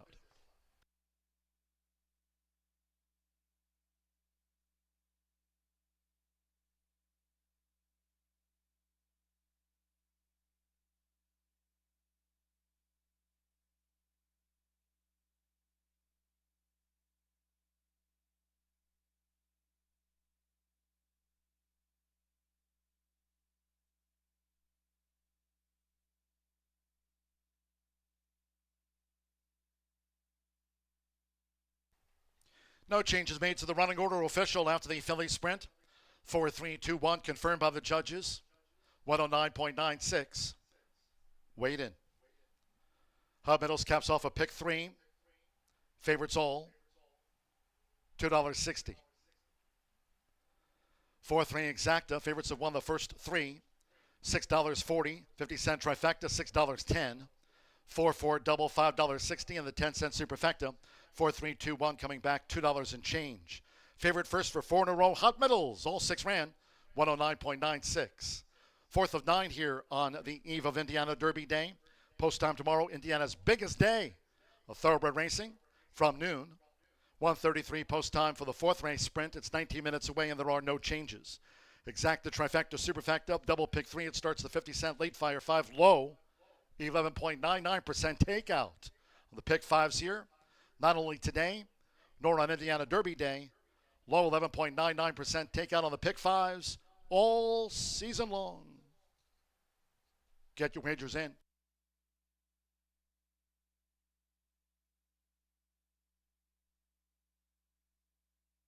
Ready? And they're off. Beautiful Twice was slow to go. Viral Plain Lady. Out to a spirited start there for Jose Gutierrez. Viral Plain Lady makes a beeline right toward the fence to open up an early advantage. On Flat Out Time, who chases the pace for Mitchell Murrell. City Prayers with the rail. Hannah Leahy and Hot Middles. She's running in fourth, blue with the orange sleeves, and right there in the hunt of Viral Plain Lady, who leads past the half-mile pole. Mascat running second to last, and the slow starting. Beautiful Twice trails the Philly Sextet. The quarter, 21.88 at 23-1. Viral Plain Lady is thrown down the gauntlet as Flat Out Time is sizing her up. Viral Plain Lady and Flat Out Time looms on the outside and has taken the lead at the quarter pole as Hot Middles is gaining traction. Here's Hot Middles coming right to attack Flat Out Time as they level up. Then on the far outside is Beautiful Twice. Mesquite has dropped back to last. Top of the lane, Hot Middles runs at Flat Out Time. Half mile, 45.25. City Prayers is back in third with Hannah Leahy. Hot Middles has gained the advantage on Flat Out Time. They're close to home, and here's some Hoosier horsepower. Hot Middles for 4 in a row. Beats Flat Out Time by 2. City Prayers third, and Beautiful Twice finished back in. Ready?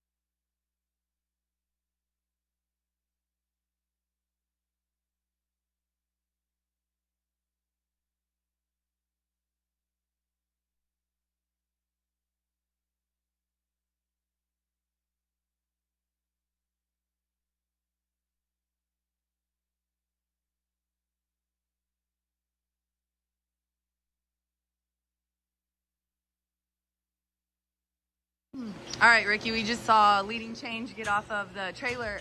First, tell everybody who arrived today, I guess. Yeah, we had Leading Change, our Indiana Derby horse, as you mentioned.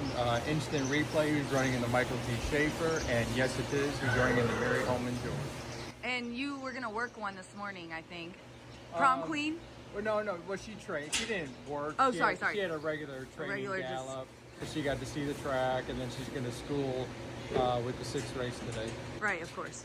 And then, is there anyone else? This is it. We're good. Yeah, we saw Wadsworth, Encino, and Nala yesterday. So everybody's we in? have and 7 runners in 5 different races, I believe. So we were still undecided on which race to run Encino in. He is cross-entered in the Schuster and the Schaefer. So. And then tell everybody when you're going to school. Oh yeah, we're schooling with the 6th race today. We have Leading Change coming up there, and Prom Queen and Nala. So you'll get to see some of our contenders. He's already loves the camera. He was posing for you. Thanks, Ricky. Absolutely.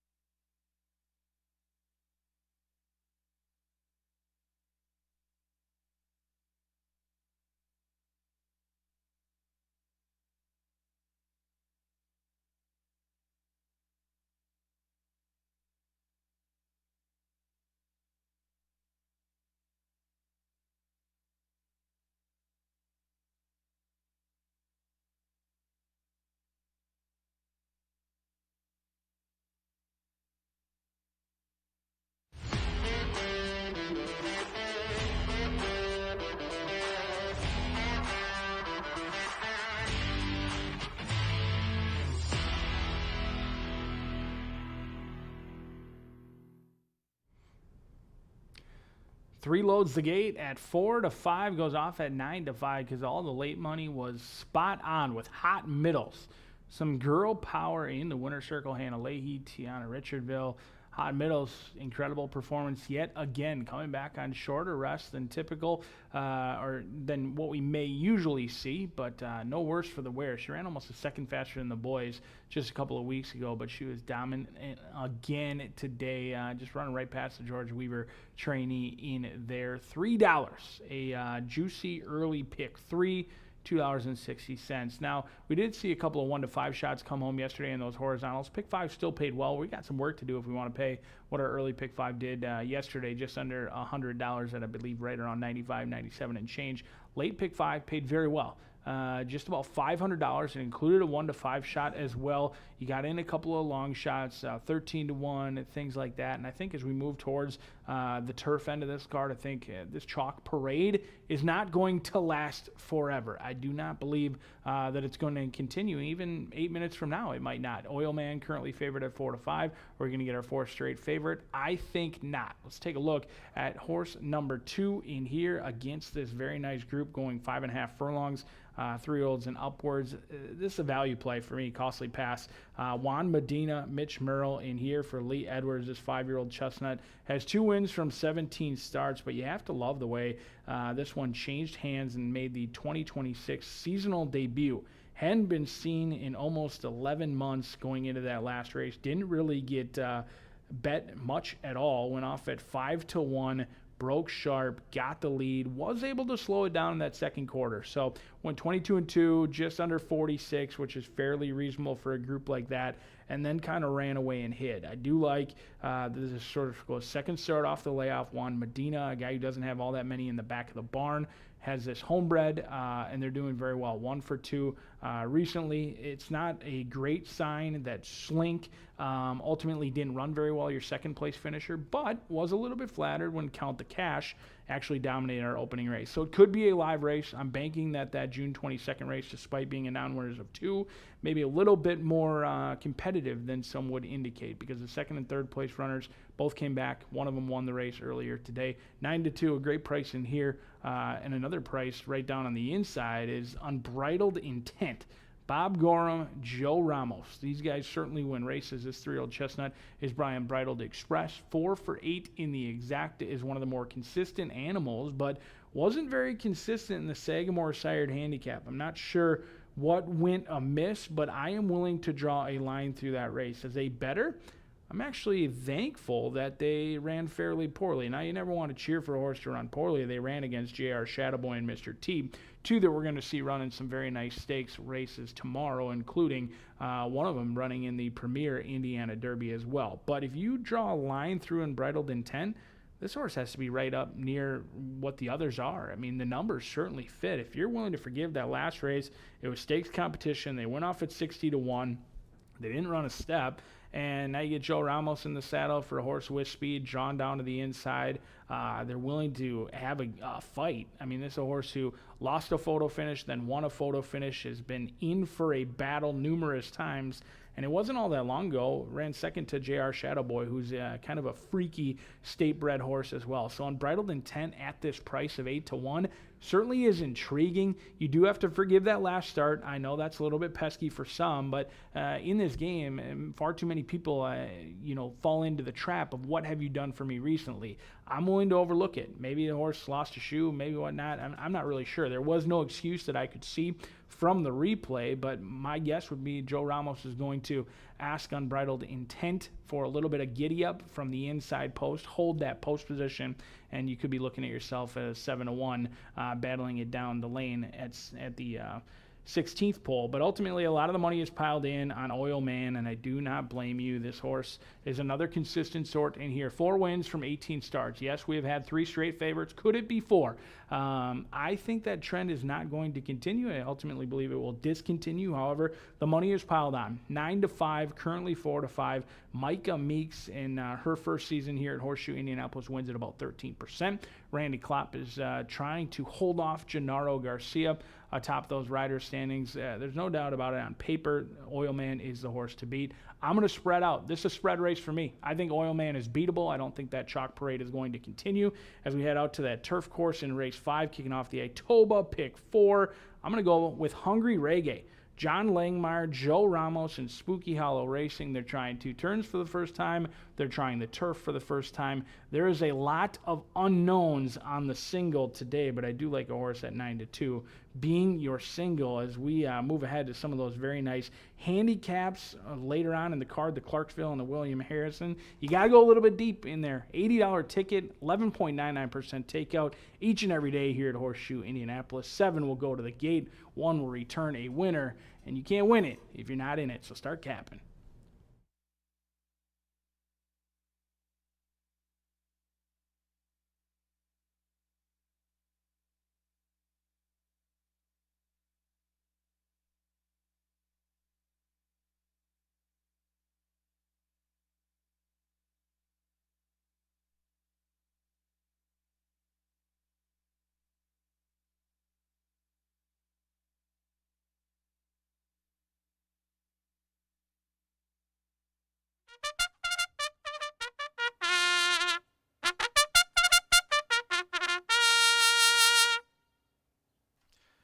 The horse is called Postward now for the 4th race. This state bred sprint will be run at 5.5 furlongs, a field of 7. All 7 Indiana breds run.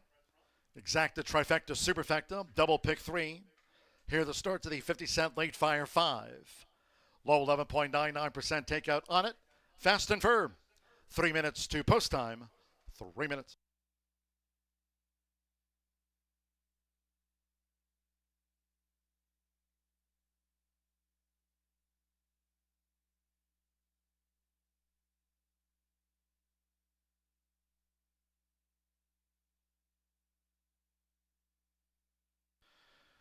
And once again, for those fans joining us here on track on the eve of Indiana Derby Day. Again, Saturday's card, Indiana's biggest day of thoroughbred racing, off tomorrow from noon. 13 races on that betting bonanza. Saturday's Indiana Derby Day card off at noon. If you're joining us here today on the eve of it, food trucks on the south end of the apron for you to enjoy here today on this warm, humid day, summer day here at the track. The food trucks on the south end, and again, representatives of My Racehorse. Talking racing, selling shares in an Indiana racehorse. The My Racehorse booth on the north end of the apron.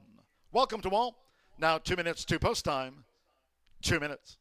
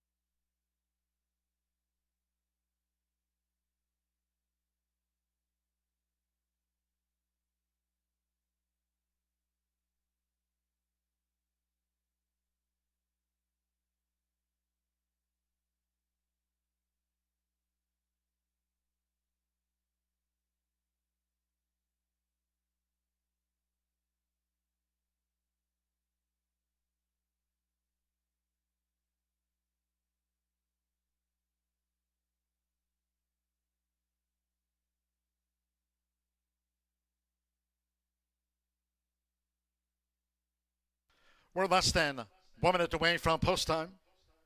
No changes here in the State Bred Sprint, all 7 run. Starts at the 50-cent late fire 5. The horses are approaching the starting gate.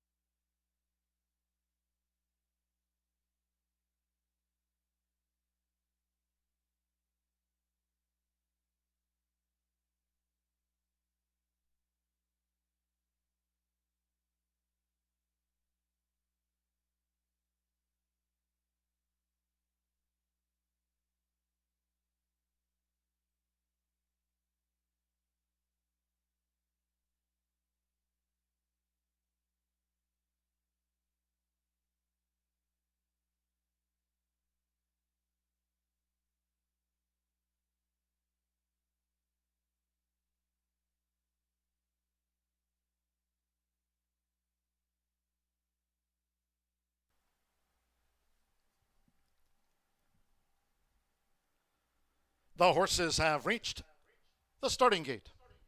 It is now post time. Loading.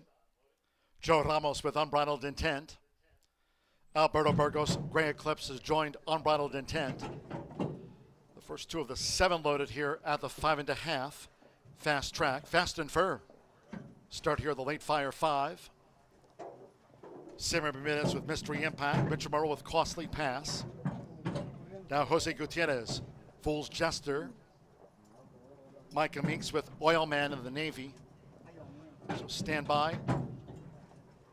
Start just a moment away. 1 more. Q's got class. Marcelino Pavdoza Jr. for Gennaro Garcia. Oil Man, 9-5 favorite. It's 2-1 Q's got class and 4-1 Unbridled Intent. At that last glance, all in line. The Rothman sprinting. Q's got class blasting right into action. Good speed from Oil Man, and they're both headed off by Costly Pass. Mitchell Murrow sending Costly Pass to the lead through the first furlong. Pursuing sharp starting Q's got class in a red cap, and Oil Man is right there close up as they speed into the far turn. These 3 have come clear by 4 lengths at the 3.5 from on the outside. Gray Eclipse with toward the inside as they round the far turn. Unbridled Intent with 3 furlongs to go. And the leader here is Costly Pass. In between horses, Fool's Jester and a green cap. And as they come toward the quarter pole, Mystery Impact trails the State Bred Sprint. The opening quarter, 4 ticks over 22. Here come the Hoosiers. They straighten away. Costly Pass with Oil Man in between horses. Q's got class trying to sustain a bid. Gray Eclipse is over here on the stand side. Fool's Jester up the inside with Unbridled Intent. Mystery Impact is the distant. They come past the 8th pole with Mitchell Murrow. Costly Pass is sticking to his guns. Maintains this advantage. It's 3 close to home over Oil Man and Q's got class 2nd and 3rd. Costly Pass wins. Costly Pass has beaten home Oil Man and Q's got class. Unbridled Intent finished back in 4th.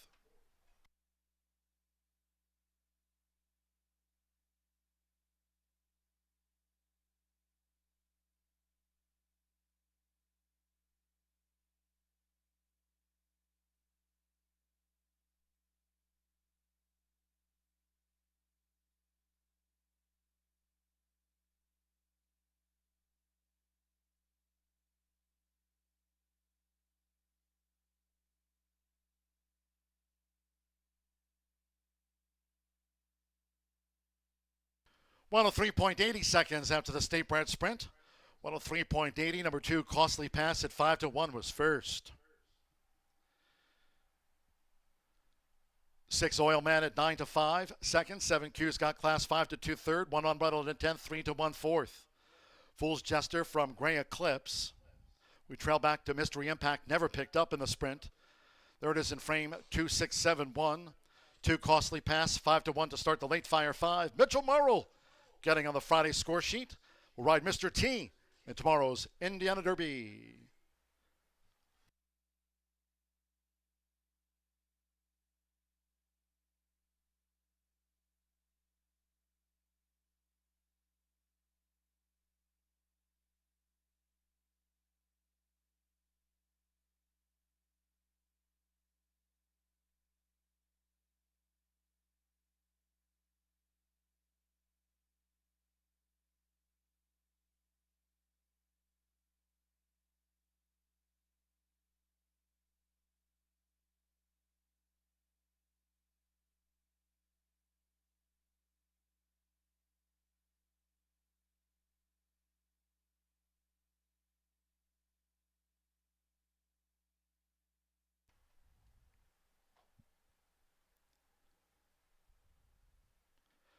The winning groom leading into the Murphy Trailer Sales Winner's Circle, number 2, Costly Pass with Mitchell Morrow. Costly Pass is a 5-year-old chestnut gelding by Pass Rush. Out of Costly by Butakadim. Juan Medina trains now for Indiana breeder and owner Arlie Edwards. Horseshoe Indianapolis congratulates the winning connections of Costly Pass.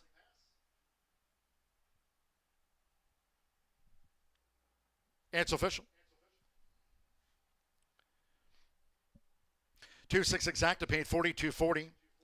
50-cent pick 3, $8.30. Costly Pass at 5-1.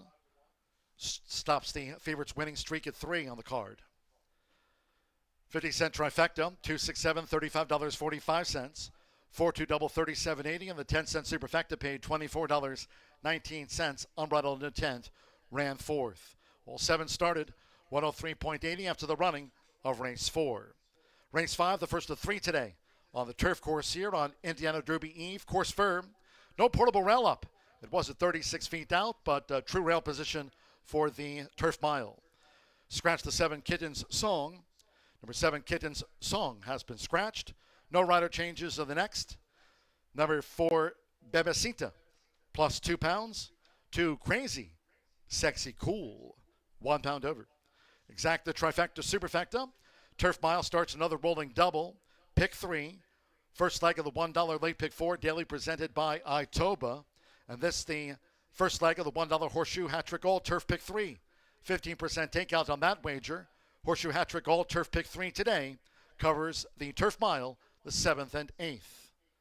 Post time will be 2:02.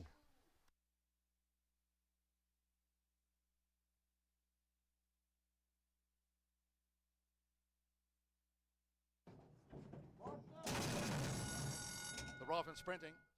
Kier's got class blasting right into action. Good speed from Oil Man, and they're both headed off by Costly Pass. Mitchell Morrow sending Costly Pass to the lead through the first furlong. Pursuing sharp starting Kier's got class in a red cap, and Oil Man is right there close up as they speed into the far turn. These 3 have come clear by 4 lengths at the 3.5 from on the outside. Gray Eclipse with toward the inside as they round the far turn. Unbridled Intent with 3 furlongs to go. And the leader here is Costly Pass. In between horses, Fool's Jester and a green cap. And as they come toward the quarter pole, Mystery Impact trails the State Bred Sprint. The opening quarter, 4 ticks over 22. Here come the Hoosiers. They straighten away. Costly Pass with Oil Man in between horses. Q's got class trying to sustain a bid. Gray Eclipse is over here on the stand side. Fool's Jester up the inside with Unbridled Intent. Mystery Impact is the distant. They come past the 8th pole with Mitchell Morrow. Costly Pass is sticking to his guns. Maintains this advantage. It's 3 close to home over Oil Man and Q's got class 2nd and 3rd. Costly Pass wins. Costly Pass has beaten home Oil Man and Q's got class.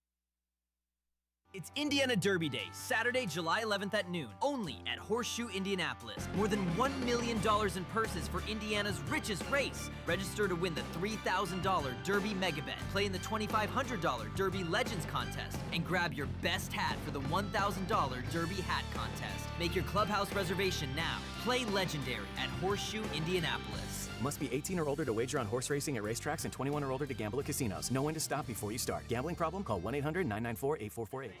When it comes to horse racing, you can never have too much information. With Twin Spires, you can place your bets with confidence. Whether you use handicapping insights like our Brisnet speed ratings, prime power and past performances, the guidance of our experts' top picks, or just choose a name that catches your eye. Yes! No matter how you pick your horse, bet with Twin Spires. And now you can race to victory with Twin Spires tournaments.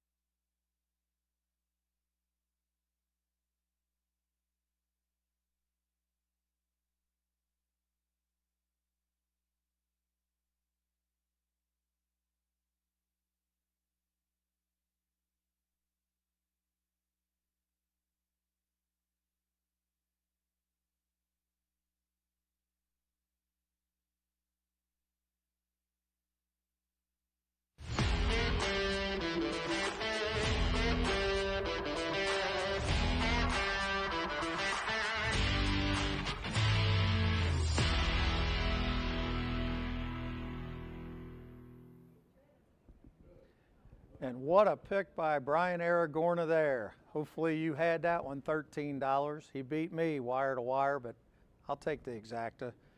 Exacta paid nice too. So on to the late pick four, the $1 Itoba pick four. The $1 is what makes it so difficult. Now we're going to start the first leg with 5 horses. The 2, 3, 6, 9, and 10. The 2 is now 12-1. So we're not just taking the chalk here. The 6 is 6-1, the 9 is 9-1, and the 10 is 5-1. And we also do have the 7-5 favorite, the 3 Hungry Reggae. But I think that the 9 Goody Two Socks has got a big chance here. The outside has been very good. He should be able to sit back and blast home. We get De La Cruz, a nice 9-1 price. If you're playing pick fours, please make sure Goody Two Socks is in your ticket. I think this race might be 3 or 4 horses on the wire, so I am spread out like a maniac in that race. Now, in the next, we got a 6 furlong dirt race. I got the 7 Quibble with Crispin on the outside. We're going to need to get out of the gate better, but shipping in from Churchill Downs, dropping in class, should fit perfect with these at 9-2. Then we go to the inside, Rich and Faith at 5-2, and the 6 Instilled Zip with Sanjor. So we got a 5-2, a 4-1, and a 9-2. We're hoping we can catch a price in the first or second leg for sure. Then in the third leg, I don't know how you get around Big Trouble. I almost singled, but I'm a little nervous of the 2-hole going 5 furlongs on the grass for a dead closer. So I wanted to add a couple speed horses to the outside, and that's why I added the 9 Hold Your Breath with Corrales for John Service. Coming out of the distaff at Aqueduct, should be the speed of the race. If this horse, if she breaks in front, she's going to be awful dangerous at 7-2. And then I had to throw a long shot in that I know a lot of people won't want to use, but hey, this is how you make money. Slang, the 11, on the outside for Anna Mia. We get Ramos coming out of a very tough race on the Tapeta at Presque Isle Downs, second off the layoff. Why did I take this horse at 20-1? Well, go back and look at the 2 Indiana races. 2 wins, one on the grass, one on a washed off sloppy dirt, but 2 wins. So comes into the state, wins both races, and going to be 20-1 with a perfect outside post with that tractable speed. I got to have Slang on my tickets. And then I went pretty simple in the last leg. The 2 obvious horses, I think. Doncho is speed, all speed. Now, could Dacho bounce off that gigantic number, 103 buyer number last time? Yeah, he could bounce, but Michelle Lavelle has taken her time with this horse, doesn't run him very often. He's a 5-year-old that's only run 12 times. She takes good care of him, and he's kind of like my handicapping, all or nothing. 6 wins out of 12 starts, no seconds, has never run second. He either wins or you can't find him. I think he's going to be 2 in front when they turn for home with Torres. And try to pronounce this one. Moon Dodget Buckets, or Moon Dog Gets Buckets. I don't know what the heck that's supposed to be. But you got Chris Block, Pedroza on the outside with a closer coming out of big-time races. Churchill Downs, Mighty Bow Stakes, the Turf Sprint, Grade 2. Now, he couldn't catch Doncho at Churchill. Might not be able to catch him again today, but I want both of them in that late pick 4. So let's go back to this unbelievable 1-mile turf race here. This is a really tough race. Right now, Hungry Reggae with Ramos is the favorite. Now, why is the public betting this horse? Honestly, I don't know. I thought this horse would be 4 or 5-1 coming out of an allowance race, but those are dirt races, 6 furlong dirt races. This horse has never been on the grass. It's a complete guess on the grass. Maybe, like they say, somebody knows something, because at 9-5, you better know something. Ace of Cats, the 2, that's my long shot in here. This one got dead left, didn't run very well last time, but just kind of ran flat. And every once in a while, them horses that run flat, they get a lot of fitness out of that because they're running the whole race. They're not lagging in the back. They're not blasting home for a furlong or 2. They're running all the way around. So could he sit back this time, blast home with Sanjor at a monster price? He could. And remember one thing, he did get steadied last time. So 11-1, there he is on your screen. To me, that's worth putting in when you're making pick 4s. I'm looking for prices. If I'm not going to take 1 or 2 horses in a race, I want prices in that 3rd, 4th, 5th horse. If I'm going to spread, it's going to be the horses that can blow the board up, and I think the 2, Ace of Cats, has a chance to do that. But my top pick, and I'll leave you with this, is Goody Two Socks with Dela Cruz, a solid 7-1.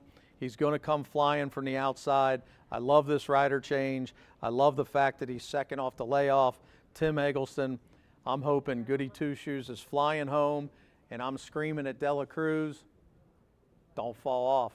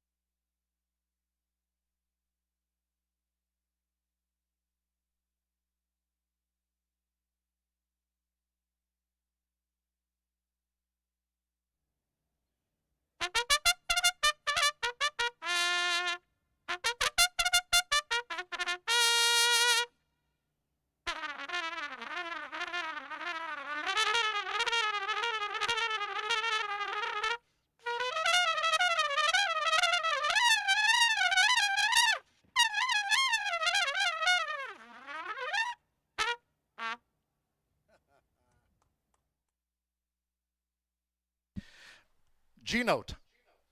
They're bringing the horses onto the track for the 5th race. First of 3 Carter for the turf course on this eve of the Indiana Derby Day. Course firm, there's no portable rail up. Here in the turf mile, 11 of them to face the starter. 7 Kid and Song has been scratched. Scratch the number 7 Kid and Song from the race card. No rider changes. Couple of overweights reported. The 4 Bebecita plus 2 pounds. The 12 Crazy, Sexy Cool, add 1 pound to the weight there. Exacta, trifecta, superfecta, double, pick 3. Turf mile starts the $1 late pick 4 daily presented by Itoba.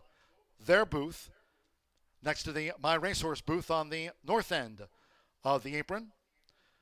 Here the start of the $1 horseshoe hat trick, all turf pick 3. Races 5, 7, 8, all turf pick 3. Firm and fast if you're just stepping into the track. Welcome. 2 minutes to post time for the Phillies Mares Turf Mile.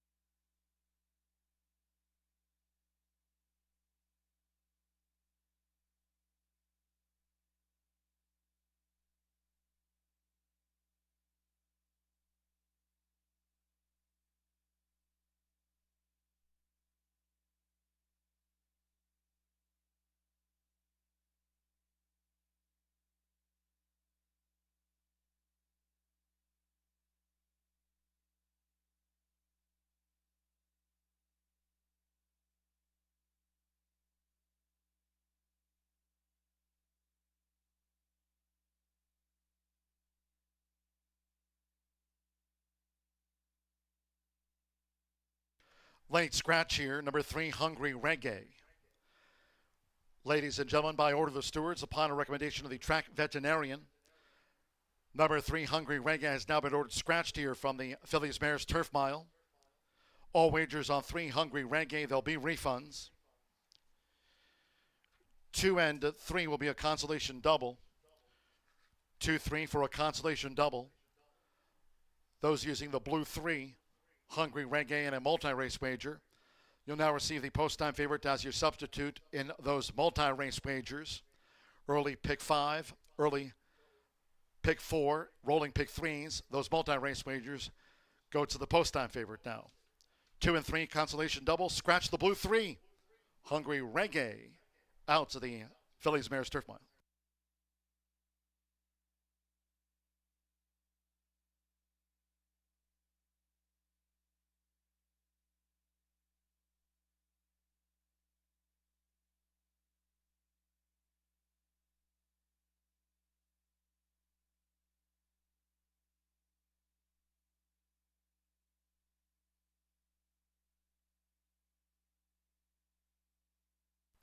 For the first 3 times here today on the eve of the Indiana Derby. Crossing over to the turf course at Horseshoe Indianapolis, approaching the mile start.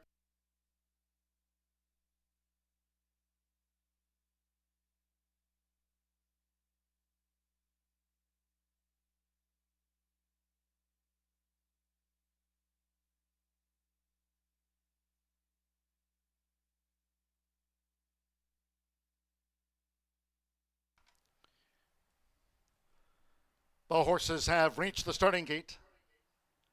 It is now post time.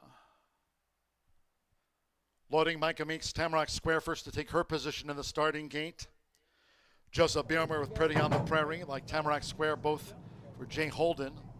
Whitecap for Pretty on the Prairie. Sando Sanjor, Ace of Cats, one of the Tony Granite's 2. Hungry Reggae, the 3 was that late scratch. Andres Aloa with Babasita coming up.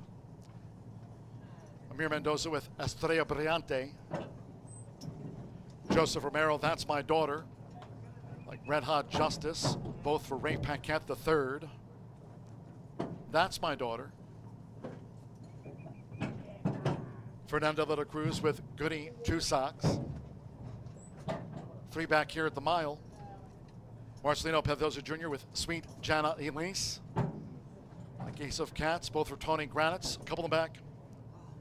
Marcelino Pedroza Jr. Sweet Jana Elise loaded. Sammy Bermudez, Red Hot Justice, and one more. Crazy Sexy Cool, Hannah Leahy. Well, the Phillies sprint on hot middles for Tiana Richardville. Blue orange sleeves of Crazy Sexy Cool. Hot day here. Course firm, no portable rail up. They're in the gate. And they're off. Babasita away alertly, in company with Ace of Cats. Here comes an early bid by Estrella Brillante, and right with her on the stand side is Sweet Jana Elise as they angle over toward the running rail of the true position. And with Santo Sanjor, Ace of Cats leads. Babasita out to the stretch with 6 furlongs to run. Toward the inside is Estrella Brillante and Sweet Jana Elise. Crazy Sexy Cool is a wide 5th. With toward the inside, Goody Two Socks saving ground as these leaders go to the back of the course. And then comes Tamarack Square, who's next upon settling from Red Hot Justice, with on the outside, Pretty on the Prairie in a white cap, and That's My Daughter has dropped back to last. Quarter 23.78 seconds, Ace of Cats. Ace of Cats leads the turf mile, shadowed by Babasita, and Sweet Jana Elise is right there, 3rd and well up. To the inside is Estrella Brillante running in 4th. In between horses, Goody Two Socks with Crazy Sexy Cool, wide both turns, blue with the orange sleeves. It's Ace of Cats who takes them into the far turn run. Then Red Hot Justice with toward the inside, Tamarack Square. And on the outside is Pretty on the Prairie, the other Jay Holden. And farther back to That's My Daughter. Half mile, 48.44, under a quarter of a mile to go. And with Santo Sanjor, Ace of Cats leads these Fillies and Mares for home. Ace of Cats, Sweet Jana Elise, Babasita between horses. Estrella Brillante, 3/4. quarters. 1 minute 13.22 seconds. Ace of Cats has led them a long way. Charging on the outside, Goody Two Socks. Goody Two Socks coming with a long run. Sweet Jenna Elise between horses. They try to close down Ace of Cats, and it's Goody Two Socks. Goody Two Socks and Fernando de la Cruz in the final strides from Sweet Jenna Elise. Ace of Cats was swallowed up in the shadow of the wire, and then Pretty on the Prairie along with Estrella Brillante among those next across the finish.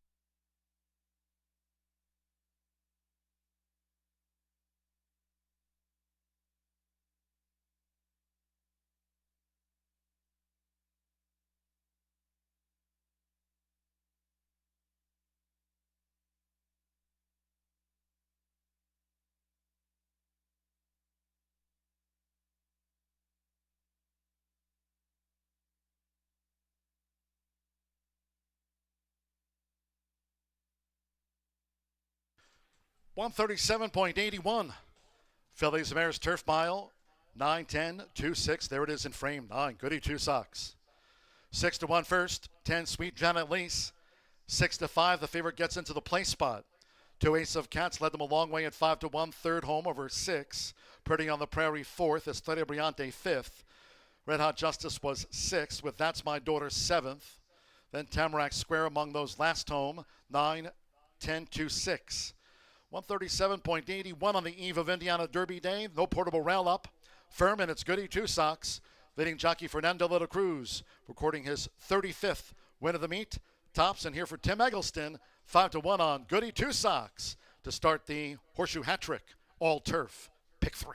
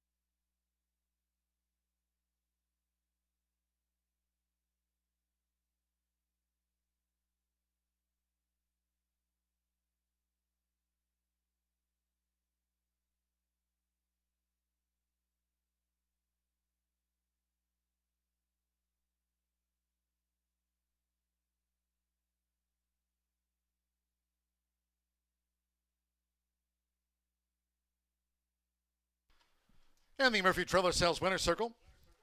Number 9, Goody Two Socks. With meet leader, Fernando de la Cruz. His 35th of the season. This day 50 of our 123. Goody Two Socks is a 4-year-old dark mare brown filly by Charming Kitten. Out of the Officer Mare, Repossessing.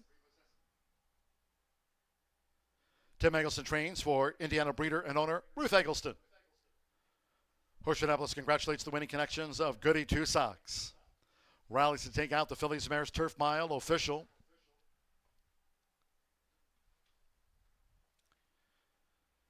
$9.10 exacta, paid $45, 50-cent trifecta.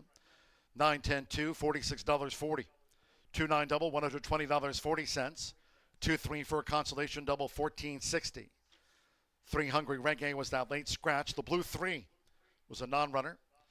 $1 early pick 4, $212.20. 10-cent superfecta, $27.38. Pretty on the Prairie ran fourth. The 50-cent early pick 5 daily starts on the first of the day. Today at noon, tomorrow at noon. on Indiana Derby Day. $350.90 on 5 out of 5 and a pick 3, 85.20 when capped off by Goody Two Socks. 10 of them ran.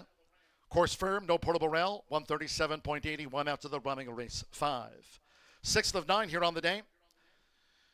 And in the sprint, no changes, all 7 run in the distaff dash.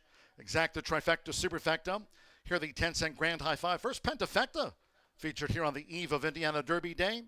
Starts another rolling double in pick 3-2. Phillies Mares sprint post time in 21 minutes at 2:36.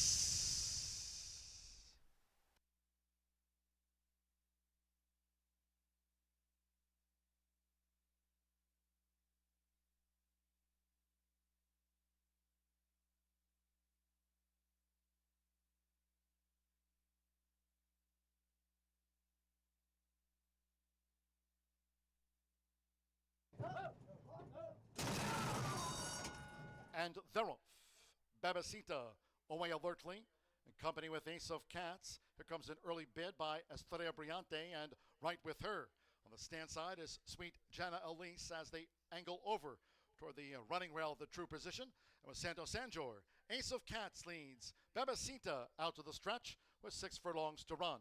Toward the inside is Estrella Brillante and Sweet Jana Elise. Crazy Sexy Cool is a wide 5th. With toward the inside, Goody Two Socks saving ground as these leaders go to the back of the course. And then comes Tamarack Square, who's next upon settling from Red Hot Justice. With on the outside, Pretty on the Prairie in a white cap, and That's My Daughter has dropped back to last. Quarter 23.78 seconds, Ace of Cats. Ace of Cats leads the turf mile, shadowed by Bebecita, and Sweet Jenna Elise is right there, third and well up. To the inside is Estrella Brillante running in 4th. In between horses, Goody Two Socks with Crazy Sexy Cool, wide both turns, blue with the orange sleeves. It's Ace of Cats who takes them into the far turn run. Then Red Hot Justice with toward the inside, Tamarack Square. And on the outside is Pretty on the Prairie, the other Jane Holden. And farther back to That's My Daughter. Half mile, 48.44, under a quarter of a mile to go. And with Santo Sanjor, Ace of Cats leads these fillies and mares for home. Ace of Cats, Sweet Genelise, Bebecita between horses. Estrella Brillante, 3/4. 1 minute 13.22 seconds. Ace of Cats has led them a long way. Charging on the outside, Goody Two Socks. Goody Two Socks coming with a long run. Sweet Genelise between horses. They try to close down Ace of Cats, and it's Goody Two Socks. Goody Two Socks and Fernando de la Cruz in the final strides from Sweet Genelise. Ace of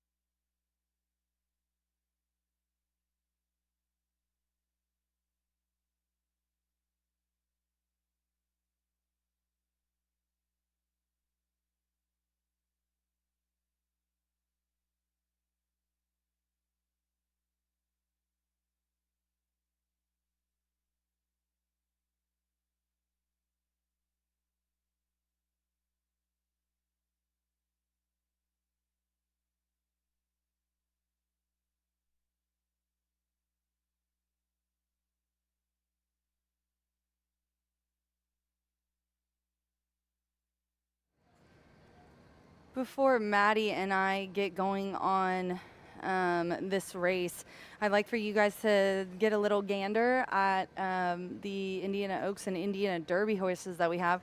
Who are we looking at here, guys? That's Prom Queen.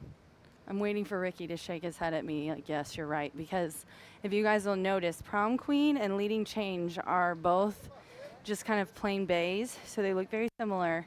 But obviously their gender is a big difference. So right now in the paddock, we're looking at Prom Queen. I do want to tell you guys, out of all of them physically, I think both Leading Change and Prom Queen are my favorite. She's a really, really tall, fit-looking girl. She was really calm as well when she got off the paddock and was in the barn. And now we're going to switch over here to the other Brad Cox trainee, and that is Leading Change, who got here this morning. I did tell Steve Bick today that he definitely is a big guy, and Ricky Giannini, who you see here, was talking about gun runners and how this horse is just a beast. So definitely interesting, coming off a 6.5 length romp at Churchill Downs and then going straight into this graded stakes makes you realize what Brad really thinks of him. And I got to tell you guys, he was a little babyish even for a 3-year-old. He was really excited, and he kind of had his little stall action where he was doing his little circles. And then you see walking around me is Nala. I do want to let the bettors know, and I think this makes a difference. And if Bick agrees with me, I feel good about it. But Nala is stabled here. She broke her maiden here, and she's been training here. So home court advantage, I guess I would call it. But Nala is a 3-year-old filly by Authentic, and she's never been worse than second. So definitely looking to see what she does today. But happy to get a little footage of these schoolers for you guys. And now me and Mr. Adonis of horse racing are going to talk about this 6th race. We'll show you Will Pays very quickly and transition over. Good luck.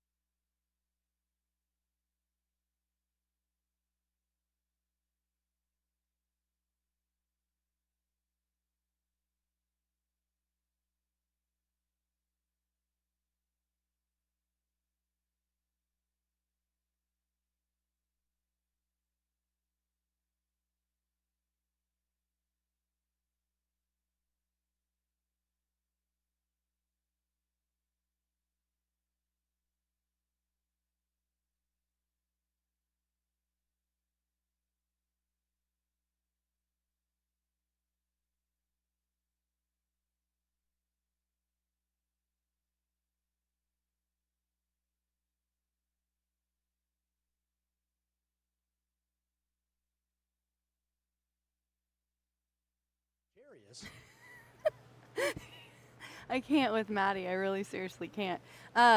Showing some love to our director, Aaron. We got to take a time out because that guy, I'm telling you, I know what he's going to say in my ear. Rachel, you're making me blush. But he does such a great job, and keying up for tomorrow. He's the truth. He's very man. welcoming to me. He is. Came down He's and a talked really to nice. me at the setup stairs. I'm lucky to have Aaron and Josh Delightful and Bill guy. and everybody. Delightful man. Yes, delightful. Let's talk about this sixth How race. are Now, you? what Good? did you think about how they looked? I thought they look amazing, but obviously that's if your Brad strength. talks, I know you're right. They're horses. They look amazing. They look good. Oh, by the way, shout out to Dan Cronin. I think he had the winner in the last race. Yes. At 6-1. Oh, man. Danny, I bang. Love, well done. I love fat bald guy racing. Let's talk about this Indiana Brad Philly and Mare 3-year-old Nub allowance. Me and Maddie are all over the place. Now, I heard you earlier. You said, I am not going to pick favorites all day. You're 5-2 I'm right a little, now, the hey, fourth favorite. well, how many horses do we have here? I mean, it's 7. yeah. So, yeah. Rich in Faith. Rich in Faith comes out of a state bred one other than, right? Now it drops back into face state bred. Now there's a 2 lifetimers. I thought ran against a very good group at this level. Couple starts back. Stanka and Grand Harbor, those are very fast racehorses. And she kind of battled on the front end. I think against this group, backing at this condition, going a little bit further than the 5.5 in that race 2 back at 6 furlongs, she's able to clear this field, and she comes out of the fastest race in which she ran third, and she comes out of a race in which she couldn't get the lead. Why? Because they went 21-2-44 flat in that race, and Liam's Change earned a big figure. It's all relative. Par for this race, the buyer par is 59. Liam's Change earned a 70 in winning that race on the 16th of June. This is a class drop for the 2 Rich in Faith. She's going to be in front. I think she goes gate to wire. That's exactly why I like this horse in for my try, so I'm not going to belabor that point at all. Let's go back to the 6, which is Instilled Zip. Feel free to question me if you'd like. I love questioning you, That's what actually. I'm here for interrogation. Listen, this one, though, I love. Look how talented this. I'm kind of interested to see what she does, obviously, 2026. But Instilled she Zip. ended the year Instilled Dip wonderfully. I wasn't at all upset about that third place finish. She showed versatility because she did it on turf, even after she broke her maiden on dirt. So I like that one a lot. You've got it in for your exacta. Yeah, and Tony Granitz. I call him Tony. I know him personally. Wonderful guy. He is a nice man. Another delight. But I'm telling the truth. All these people The are people are delightful delightful here. The people are like the best part of I this haven't ran place. into one jerk yet. I know. I have. I'll I thought introduce you to a couple. I'm here for hours today. I thought for sure it'd be one jerk by now, but no Nope. jerks. No Zero jerks. jerks. We're jerkless. Zero jerks Can I say here. on the air we're jerkless? Yes, of course you can. So Tony Granitz has Tis Wine Time and Instilled Zip here in this race. I prefer Instilled Zip in this spot because she won it first asking. So I Yeah. don't think the layoff should be a problem for her. And then the 7 Quibble is who Maddie C is going to round it out with. Alexander Crispin, nice ride today already. Looking for another one. And this is for the Lowers. Mr. Mike and Penny Lauer have bred, owned, and trained this 4-year-old filly. Man, she's been kind of having a tough go of it, though. Yeah, I mean, she comes in from Churchill, Yeah. Oaklawn. She's not very quick early on. That's the problem for Quibble. So I like her better underneath than in terms of, first or second in the spot. I think she's a good underneath horse in terms of the exotics, but I think she doesn't have too much to do. She might be dead last early on. And I don't know if dead last was never really the place to be in any race at the quarter pole, much less this track today here at Horseshoe. It is fun to get those horses every once in a while. We had one, King Ice, that would just come from 8 off the pit. I mean, the he public was loves that. Yes, they love it. That's why Zenyatta. I mean, as great as she was, Exactly, people Zenyatta love would- Zenyatta yep. rolling It's from dead exciting. last to win. It is. It is, It, but it makes it exciting. Whew, it's scary. But Now I'm we're going to win this race gate to wire, though. Yeah, you are. He's going to beat me for sure. Troglodyte, who... Cave Dweller. Yes, and guess what? I'm shocked it was the favorite. It was 3rd or 4th choice when it Cave debuted, Dweller and the- I had it picked. That is it, Cave Dweller. Okay. And now You're 7 7 to to 1. 1. I love that. I've got You're a top. 7 to 1. I just loved her. I thought she won that very nicely. I thought she handled herself well in that race. Yeah. And she's getting a little extra to 6, and I think that's good. Rob Dobbs is a high percentage trainer, and look, he's 23% win clip. I think that Troglodyte is a good little cave dweller. Yeah, I mean, she was a lukewarm favorite in her debut, so she was well meant. She was 3 to 1 in a 10-horse field. She showed the ability to rate, so she was, she was mentally mature, I Yep. think, in career start number 1. Agreed. Second time LASIK, second time blinkers for career start number 2. I think she's a big chance. I'm claustrophobic, so I'm not much of a cave dweller. Yeah, I'm a little claustrophobic too. Yeah. Also, Rob, a nice percentage to keep in mind is he's 27% when the last out was a maiden winner. So that's Okay. a nice. It's out of a smaller percent, smaller numbers, but I did notice that. All right, ladies and gentlemen, these schoolers are about to head out, and our actual racehorses for race 6 are on the track and waiting for John G. Dooley to get this race kicked off. Good luck.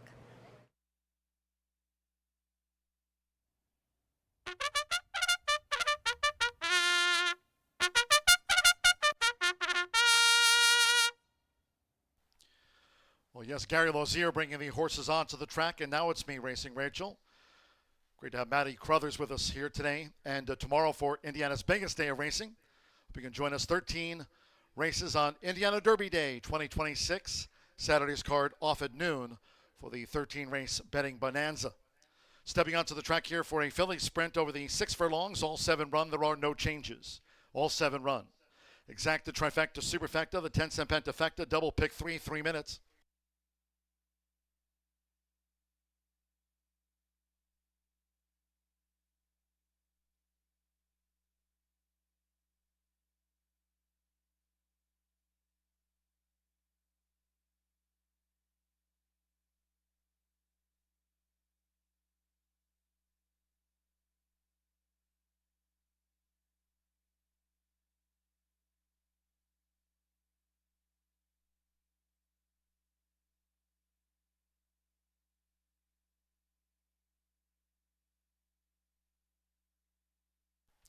Two minutes to post time.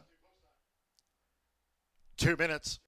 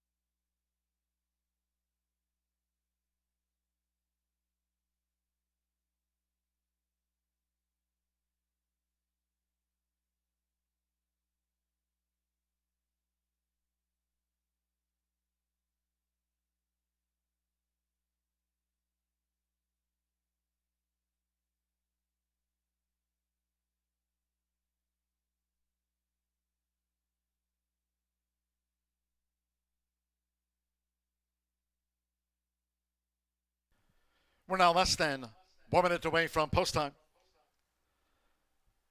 The horses are approaching the starting gate.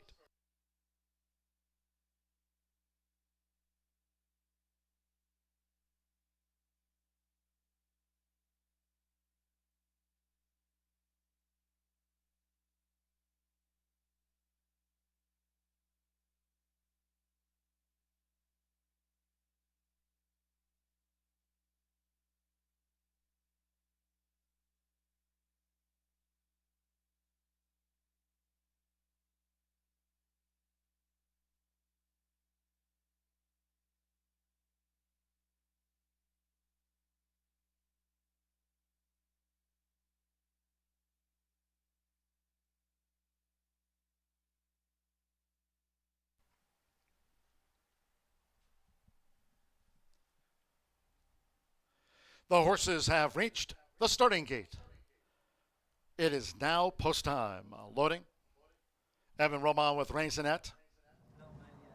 Marcelino Pethosa Jr. with Tis Wine Time. Like Instilled Zip, both are Tony Granites. Joe Ramos, Rich and Faith going in. Rodney Prescott with a long winter's nap has taken her position within the starting gate. Alberto Burgos Troglodyte was a debut winner here in June. Troglodyte drew post 3, all 7 run. Just a couple of them back. First run of the year for Instilled Zip. Santo Sanjor. Over the 6 furlongs. Right now, Rich and Faith is the 3-2 favorite on that last flash. And one more. Quibble, Alexander Crispin won the sprint opener. It's the 6th of 9 here on the eve of Indiana Derby Day, all in line. And they're off. And Instilled Zip broke sharp. Quickly engaged toward the inside by Rich and Faith, who's making a dash for it now for Joe Ramos, and it's Rich and Faith. Rich and Faith has the 4-year-old speed to lead them to the first furlong and a half. With toward the inside, a keen Raisinette, who's in tight quarters there. Raisinette in a tight spot and taken back by Evan Roman. Meanwhile, here comes Tis Wine Time now with a bid on the outside, a long winter's nap. And also right there is a Troglodyte in a purple cap. Those 4 right and back of leader Rich and Faith, who leads around the far turn that way with 3 furlongs to go. Then comes Instilled Zip, making her 3-year-old seasonal bow. And Quibble trails the filly sprint. The quarter was 22.08. These leaders coming toward the quarter pole. And it's Rich and Faith with Joe Ramos. Rich and Faith first to face the Friday crowd and leads Troglodyte by 3. Raisinette. Instilled Zip is gaining toward the inside on a gold cap. A long winter's nap, Quibble down the center of the track, and finally Tis Wine Time. But in the meantime, Rich and Faith is 1 furlong away and extends. Rich and Faith is 7 lengths in front, coming past the 16th, and Rich and Faith and Joe Ramos with an unstoppable run. Rich and Faith won by 9. Second close, Troglodyte with Quibble, 2nd and 3rd. And Instilled Zip finished 4th. Rich and Faith.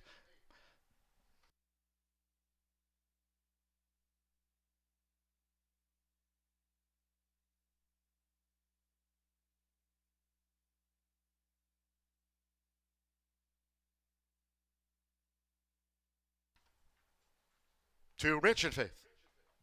110.16 after the Phillies sprint. 110.16 wide margin. It's a photo for second. Please hold all tickets until official. Joe Ramos getting on the Friday score sheet. Here for Carter and Donna Riley. Son of Mr. Speaker. And even money. Rich and Faith had the final say.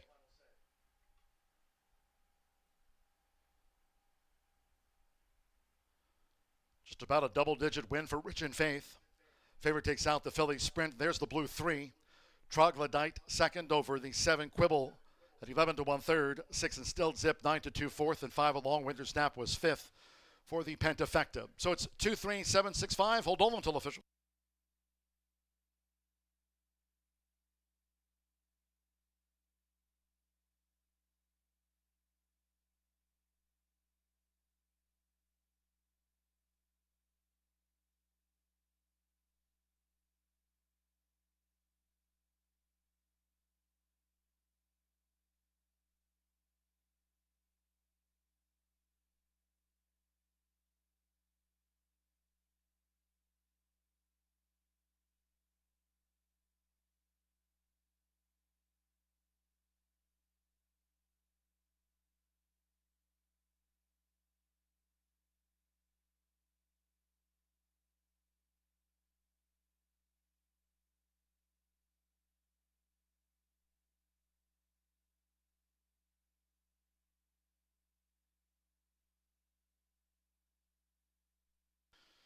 Race 6, Philly Sprint official.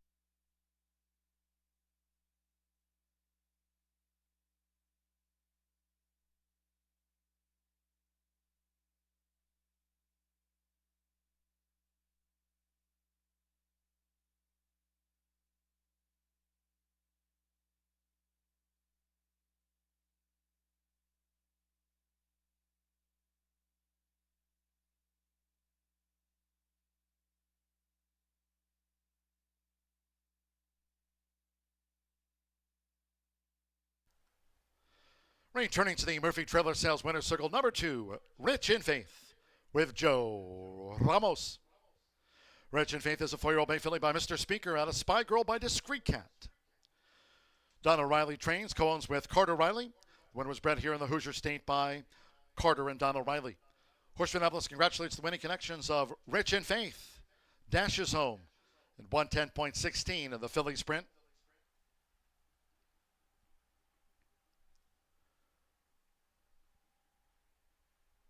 Rich in Faith capped off a pick 3 of 292. Returned $135.30. 2-3 exacta $32.40. 50-cent trifecta 237 $44.10. 9-2 double $60.20. 10-cent superfecta paid $30.18 and still Zip was 4th. And with a long winter snap 5th, the 10-cent pentafecta featured of 23765 netted $127.59. All 7 ran. 110.16, 25 minutes away from race 7. The first of our 2 premier handicaps, it's the Clarksville. Scratch the 12, Lucy McGee. Number 12, Lucy McGee has been scratched. 13, Shirley Ann draws in, and the jockey will be Amir Mendoza. Amir Mendoza, 18 wins here this season. Rides 13, Shirley Ann, draws into the Clarksville after the scratch of the number 12, Lucy McGee. No other scratches. Exacta, trifecta, superfecta, the 10-cent pentafecta. The Clarksville starts the $5 last call, thoroughbred double, linking up the William Garrett. Garrett family here today to make the winner's presentation after the 8th race. Scratch there the 2, the Exodus Twist, and 7 Devil's Tower. That's in the 8th, the William Garrett handicap. There scratch the 2. The Exodus Twist and the 7 Devil's Tower. The Clarksville, one of 2 premier races here on the eve of the Indiana Derby. Post time will be at 3:10.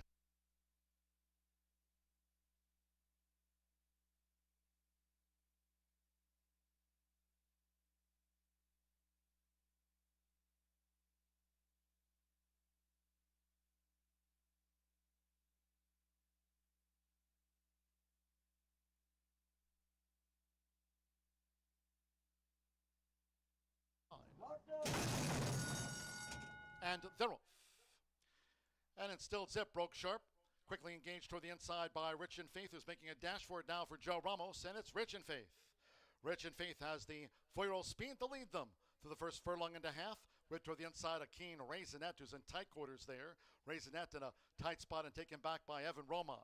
Meanwhile, here comes Tiz Wine Time now with a bid on the outside, a long winter's nap, and also right there is a troglodyte in a purple cap. Those 4 right and back of leader Rich in Faith, who leads around the far turn that way with 3 furlongs to go. That comes in still Zip, making her 3-year-old seasonal bow, and Quibble trails the Philly Sprint. The quarter was 22.08. These leaders coming toward the quarter pole, and it's Rich in Faith with Joe Ramos. Rich in Faith first to face the Friday crowd and leads Troglodyte by 3. Raisinette instilled Zip is gaining toward the inside in a gold cap. A long winter snap, Quibbled down the center of the track, and finally Tiz Wine Time. But in the meantime, Rich in Faith is 1 furlong away and extends. Rich in Faith is 7 lengths in front, coming past the 16th, and Rich in Faith and Joe Ramos with an unstoppable run. Rich in Faith won by 9. Second close, Troglodyte with Quibble, 2nd and 3rd. And it's still Zip, finished 4th. Ray Holman.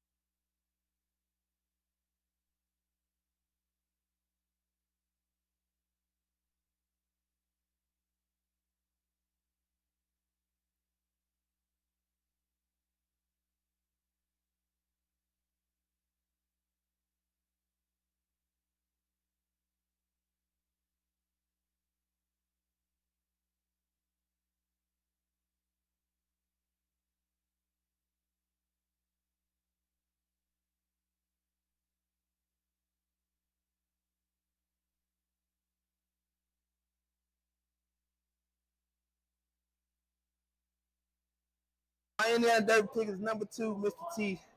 Reason why, because I want to see him and his trainer at the top. Indiana Sour Horses at the top. I'm going to take out of the woods Luis Saez.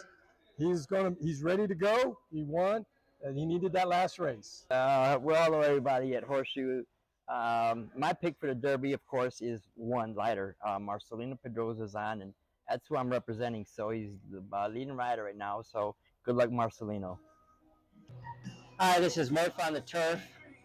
In my years of experience, when a horse wins by 18 lengths, his last race, you got to take him.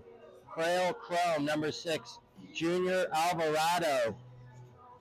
Okay, my choice for the Indiana Derby this year, I'm going to go with the number 4, our money man, Brett Calhoun's horse. When he comes here, he brings a winner. He's a hard worker. He's a great horseman. This colt's daddy was won the Indiana Derby about 4 years ago, I think, or 5. Had a good race last time in the Matt Win. Came up second, got beat a couple lengths by a very nice horse, and I think this distance and this track's going to fit him very well.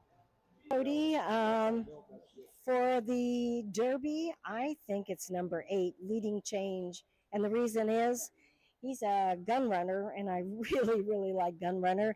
And Windstar Farm, you can't beat their breeding program, and then you've got Irad Ortiz and Brad Cox. I mean, that's just a win-win-win in my book. Even though he's only had one race, I think he's probably my choice.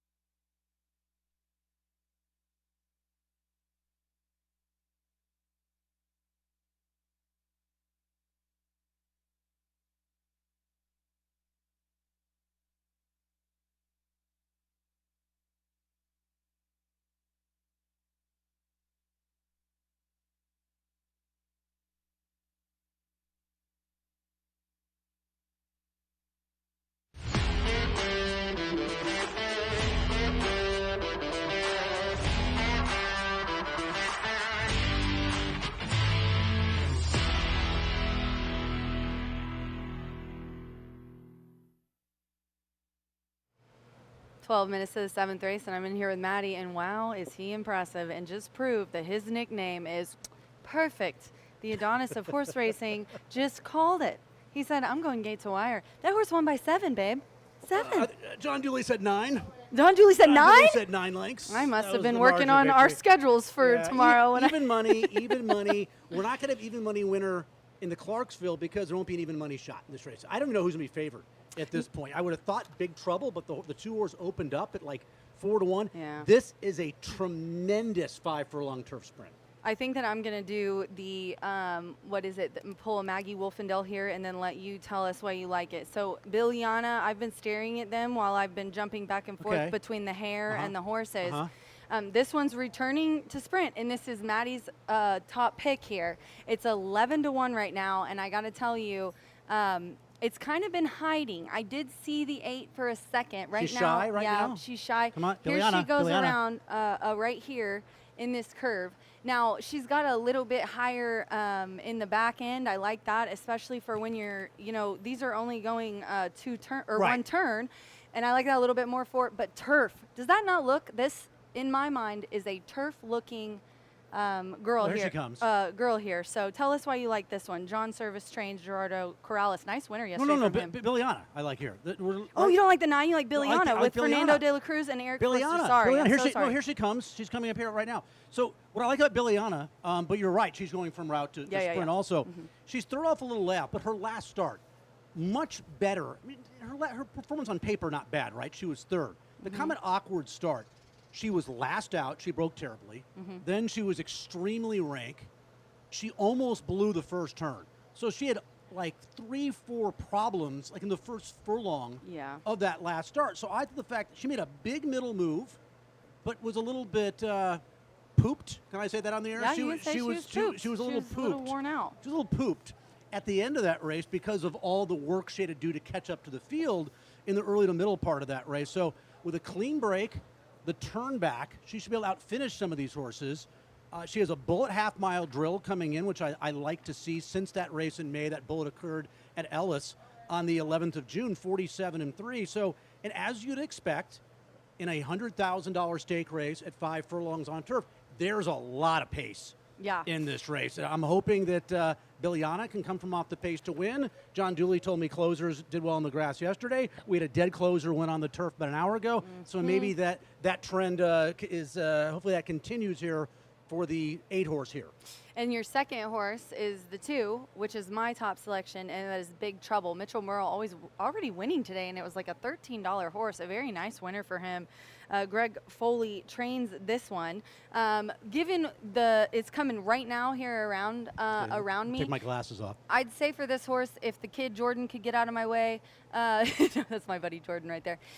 Horse looks good. All, by the way. I'm not gonna lie. Dappled out in the hind end, coat looks wonderful. Not the biggest horse I've ever seen, but look at the muscle tone on that horse. That's what it's really standing out to me. It's a $100,000 stake, right? $100,000 So I mean, and $100,000 allowance we're coming out of.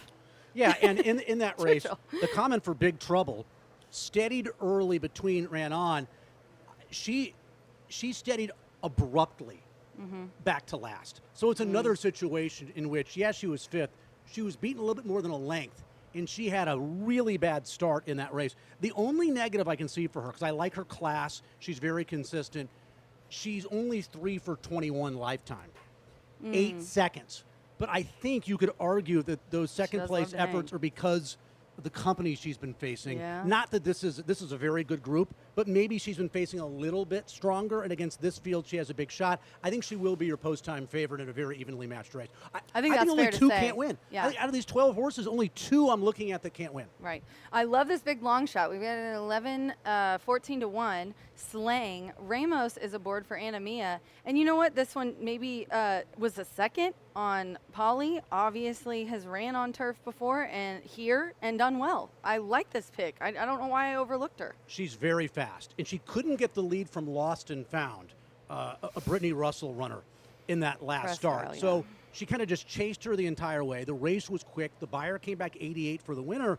She's run some good races on turf and synthetic and dirt. She's a very consistent runner. She's fast, and she's a long shot in a race that screams price. She's also a second star off the layoff with a little bit more than 90 days. So I thought Slang was a horse to use at a number. I think she's getting played a little bit right now, but you could tell me you like the 1, I would say. That makes sense. You could tell me you like the 6 horse. That makes sense. Hold Your Breath, the 9.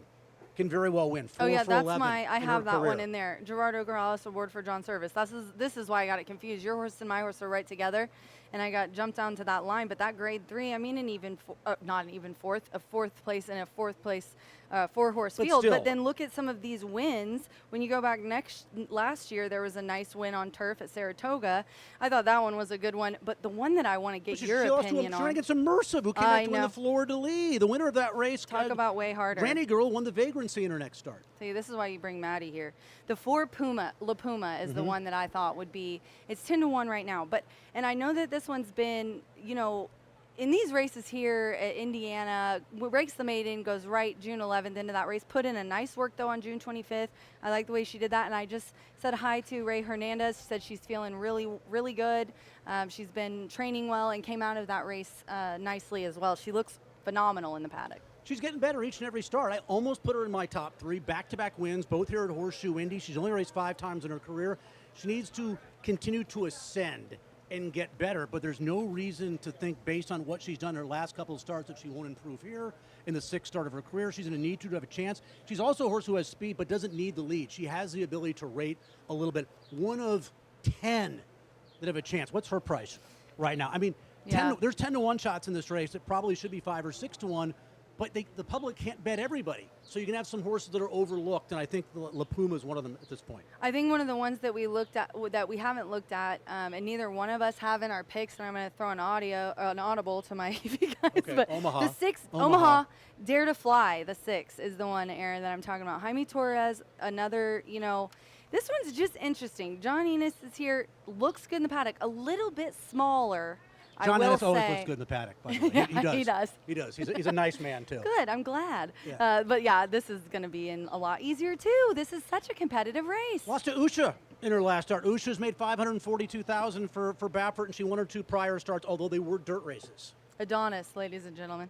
That is the horses that we're going to talk about here in our 6th running of the Clarksville, $100,000 guaranteed. Maddie goes 8-11, and I go 2-4-9 here in the 7th race. Good luck.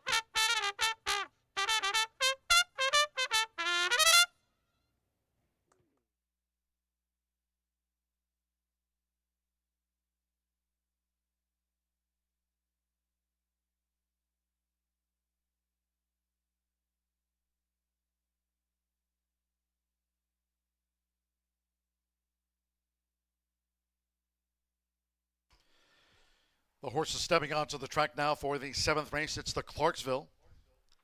Harry Field of 12. 5 furlongs on the turf course. Turf firm, there's no portable rail up. Scratch the 12, Lucy McGee. Scratch the 12, 13, Shirley Ann. Amir Mendoza rides 13, Shirley Ann. Draws into the Clarksville. Presenting the field for the Clarksville, the one is Sweet Scorecard. Marcelino Pavioza Jr. rides for Tim Eggleston and Matt Kwiatkowski's 514 Racing LLC. The 2, Big Trouble. Mitchell Murrell on the Friday score sheet, riding here for Greg Foley. Trains the Donnemeyer Farm, homebred, the Kentheros mare, Big Trouble. 3 Asunto with Joseph Bimmer, trained by Tony Granitz for Jacob Spooner. Number 4, La Puma with Santos Sanjor. 2-time winner trained by Ray Hernandez for breeder owner John Donaldson. Number 5, Emily's Joy with Angel Serpa in the yellow and black blocks, owned and trained by Israel Acevedo. Number 6, Dare to Fly with Jaime Torres, riding here for John Innes, Mulholland Springs LLC, Meadow Wood Farm, and Judy Pryor, the ownership. Number 7 is Victor Valley with Alexander Crispin, well, the first of the day. Another one here for Israel Acevedo, trains Thomas Young's homebred. Number 8 is Bilyama with Fernando Letta Cruz, the meat leader, riding here for Eric Foster, trains for Maxis Stable and Forster Family Racing. Number 9, Hold Your Breath with Gerardo Corrales. John Service trains. Postword for Mainline Racing Stable, Avalon Racing Stables LLC, and Medallion Racing of Philip Shelton. 10 is Paint You Later with Evan Roman, and Moger Jr. trains for Nolan Leifer, Randy Leifer, Colton Langdon, and Russell Hulk, the ownership. Number 11, Slang, Joe Ramos riding for a double. Up here for Anna Mia, trains for Nathan McCauley's River Oak Farm. Slang is drawn 11. Scratch the 12s and non-runner, and drawing in 13, here's Shirley Ann. Ramia Mendoza, the top apprentice at the meet with 18 wins. This is the 50th of a 123-day meet. Shirley Ann is owned and trained by Clark Vesti. The field for the Clarksville, named in honor of the Horseshoe Indianapolis' OTB, located in Clarksville in southern Indiana. Several members of the OTB are here today to present the trophy, including the general manager of the Clarksville OTB, Brenda Coomer. Exacta Trifecta Superfecta, 10-cent Pentafecta, starts at the $5 last call double on our premier races of the day. Final pick 3 of the afternoon. Firm and Fast and the Clarksville. Due off soon.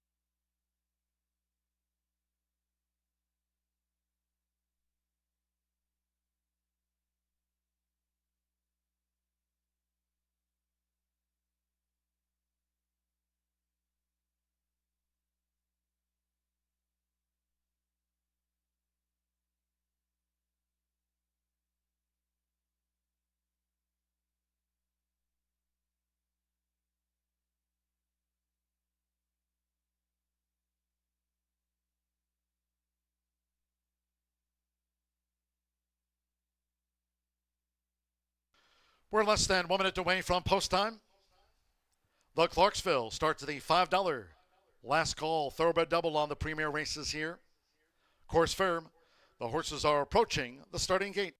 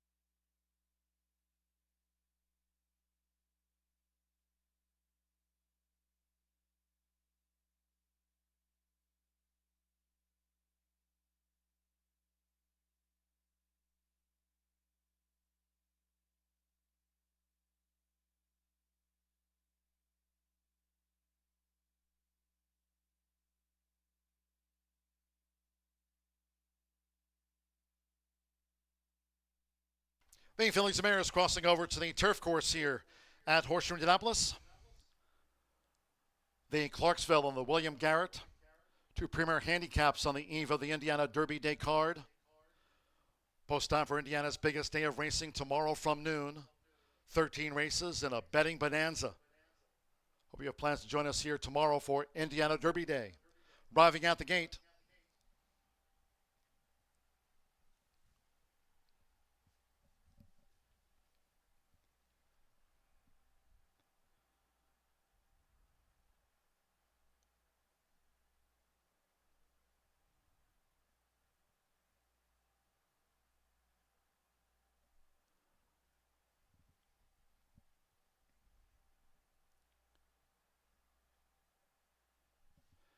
it's post time for the Clarksville.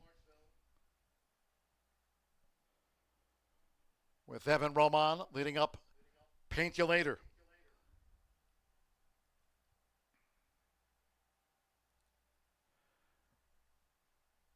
Paint You Later, first of the 12 to take her position within the starting gate. Corsair firm. Now Marcelino Pavioza Jr. with Sweet Scorecard.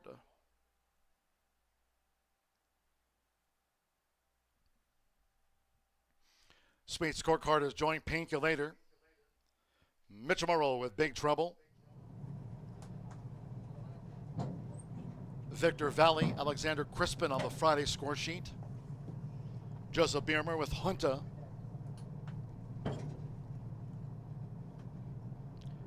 Corsair firm, no portable rail up today, nor on Indiana Derby Day.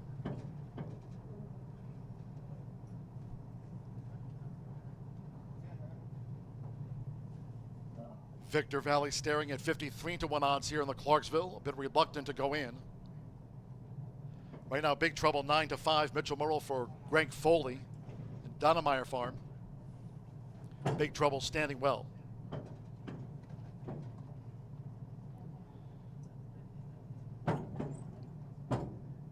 Victor Valley loaded. Junta. Bieliana. Horseshoe Indianapolis speed leader Fernando de la Cruz. Santo Sandro La Puma drew 4. Gerardo Corrales with Hold Your Breath. Went in well. Angel Serpa, Emily's Joy, yellow in the black blocks.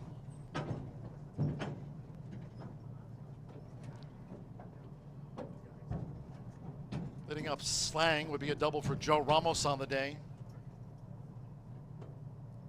At 5 furlongs, a couple to the back. Jaime Torres, Dare to Fly. The 11th to move in, and one more. Shirley Ann, Amir Mendoza. The leading apprentice here this season at Horseshoe Indianapolis has 18 wins at the meet. This day 50 of 123. Up comes Shirley Ann, course firm, all in line. First of our premier races. They're off racing in the Clarksville. Sharp away.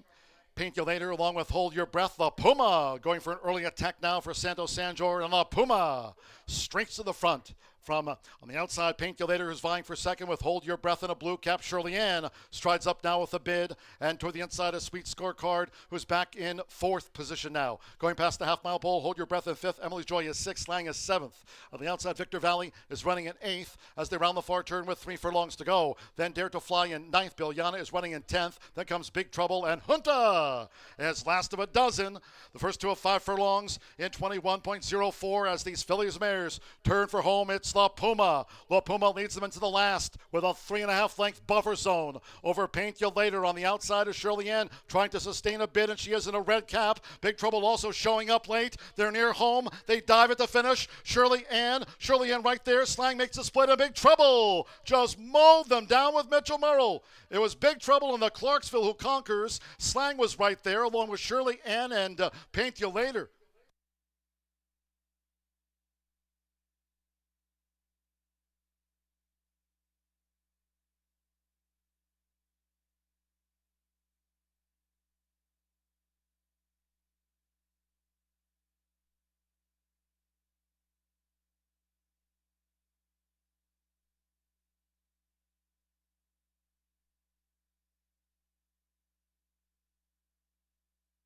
$55.26 after the Clarksville.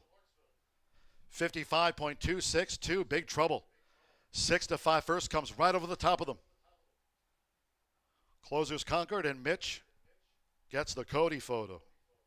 Greg Foley, Donna Meyer Farms. Slang was there. Shirley Ann, Paint You Later, La Puma back in 5th. Dare to Fly was 6th. Biljana 7th, and Victor Valley, along with Hold Your Breath and Junta, among those last homes. Sweet Scorecard, 55-26. Big Trouble, big close. 6 to 5 favorite takes out the Clarksville.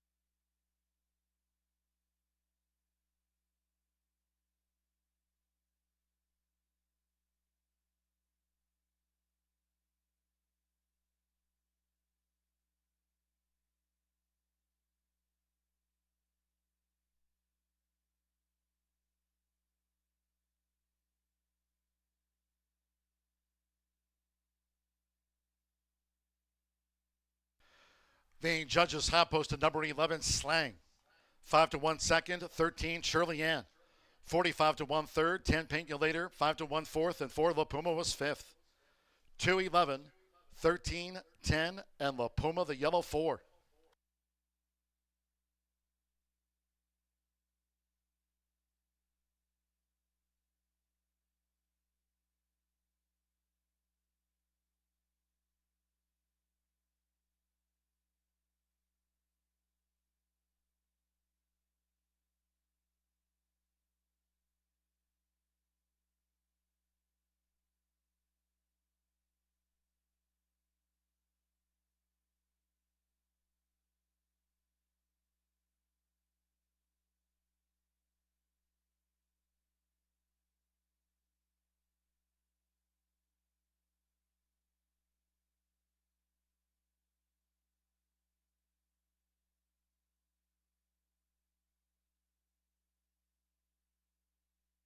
Result official.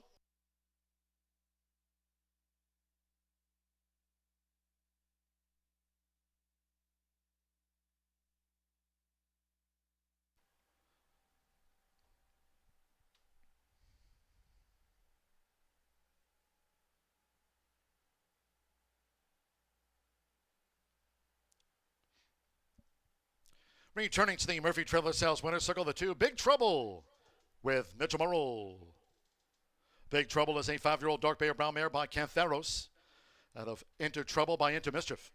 trained by Greg Foley. For Miraball's Donnemeyer Farm, she was bred in Kentucky by Donnemeyer Farm. Horseshoe Indianapolis congratulates the winning connections of Big Trouble, Big Close to take out the Clarksville.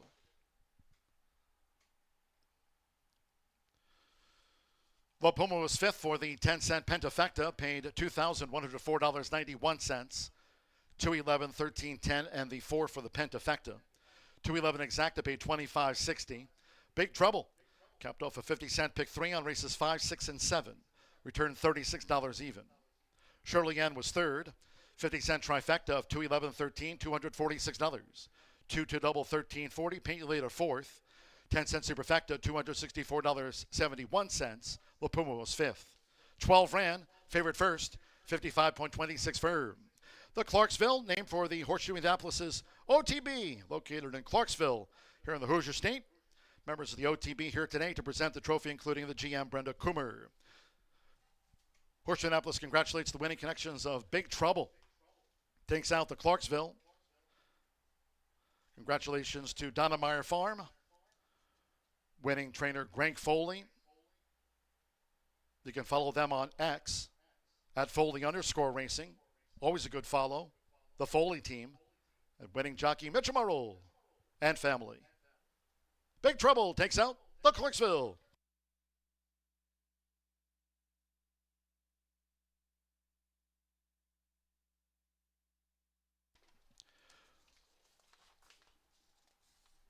Race 8 ahead. It's the William Garrett handicap, named in honor of a Shelbyville legend. William Garrett, who led the 1947 Golden Bears to a state championship. Great to have the Garrett family with us here today to make the winner's presentation of the William Garrett scratch number 2, the Exodus Twist, and 7 Devil's Tower. Scratch 2 and 7, more about William Garrett in the program that stand out here in the Hoosier State. Exacta, trifecta, superfecta, the pentafecta, and start to the final double. Post time for the William Garrett, 3:45.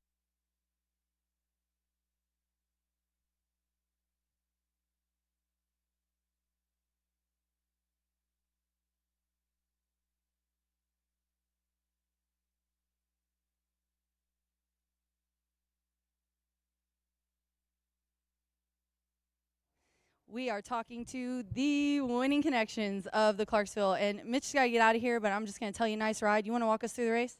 Yeah, the horse breaks a little slow, so, just got to kind of take it step by step and make sure, we don't get stopped, and that's pretty much what happened. I was able to get a nice, clean trip, and the horse showed up for us. Are Mommy's parents here, or are your parents? Those are Mallory's parents, right? No, it's mine. So Mom and Dad are here to see, and Uncle, Mom and Uncle. You're right. She told me that yesterday. What did Daddy just do? He won. Say win. Say won. Win. Oh, I missed it. All right, and Travis, Travis, I want to just ask you, Travis Foley here. He was all yelling win, and then he's got a couple young ones. He knows how they are. Tell us how you felt about the performance. I mean, it was a pretty commanding one. She's super consistent. She just, the way she comes from, she just needs to have the right trip, and always seems like she gets stopped at some point in the race. But Mitch did a good job. He was very patient, and she's tough when she doesn't get stopped. When she does seem like she likes to get second, but she didn't look that way today. She liked to win. Again, it's all trip dependent, but today he was, again, patient. Good ride, Mitchie, and congrats to Donnemeyer Farm. Awesome win. And congrats to you. Thanks for talking to us. The Clarksville goes to Big Trouble. Mitchell Murrell, Greg Foley, Travis Foley here talking for him. We've got another one, so stick around.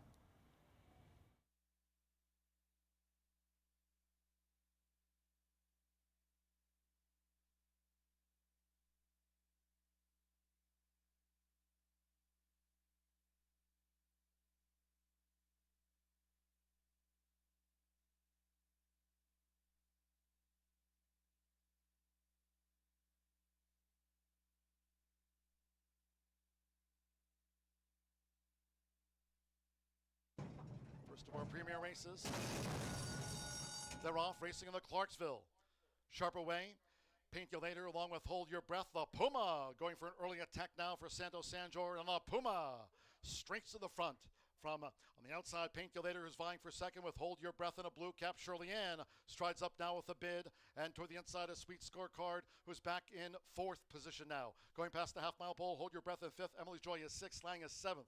On the outside, Victor Valley is running in eighth as they round the far turn with 3 furlongs to go. Then Dare to Fly in ninth. Biljana is running in 10th. Then comes Big Trouble, and Junta is last of a dozen. The first 2 of 5 furlongs in 21.04 as these fillies mares turn for home. It's La Puma. La Puma leads them into the last with a 3.5 length buffer zone over Painkulator. On the outside is Shirley Ann trying to sustain a bid, and she is in a red cap. Big Trouble also showing up late. They're near home. They dive at the finish. Shirley Ann right there. Slang makes a split, and Big Trouble just mowed them down with Mitchell Murrow. It was Big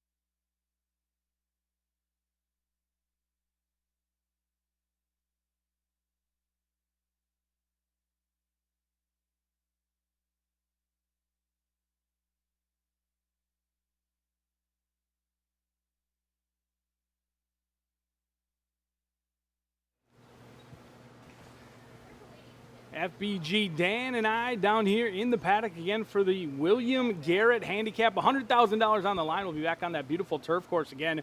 What a mad scramble we saw in the handicap in race number 7. It looks to be a wide open event in here.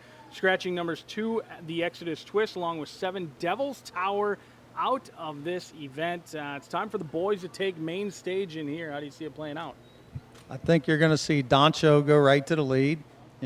Pretty obvious, I think. Third off the layoff. Torres coming off that 103 numbers. It's a little scary when they run them that high, right? That he might bounce, and we'll know that when they turn for home probably. Or he'll pull away and win by 2 and pay $6, and that'll be that. And I think that's probably what's going to happen, but that's my top pick, Doncho. And then they just told me how to pronounce this. Mondo gets buckets. That was not my guess. That's what I was told. So anyway, Pedroza coming from the back for Chris Block. Couldn't get the Doncho last time. Got beat about 4 lengths. But, hey, the turf course caved in last time.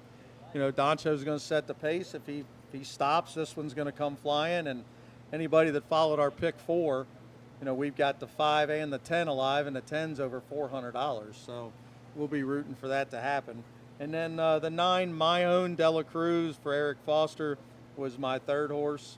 And, same type thing. Should be able to stalk from the outside. Might even get first run if Doncho caves in. Those are the 3 I like. Who you like? Now, when you're handicapping, you've got Doncho on top. There's a little bit of other speed in here. What would be your preference? Would you rather have a horse go maybe a little bit quicker than you'd like but be clear, or try and restrain a little bit, maybe duel but maybe get a little half second off? No, I'd rather have him gun and take it.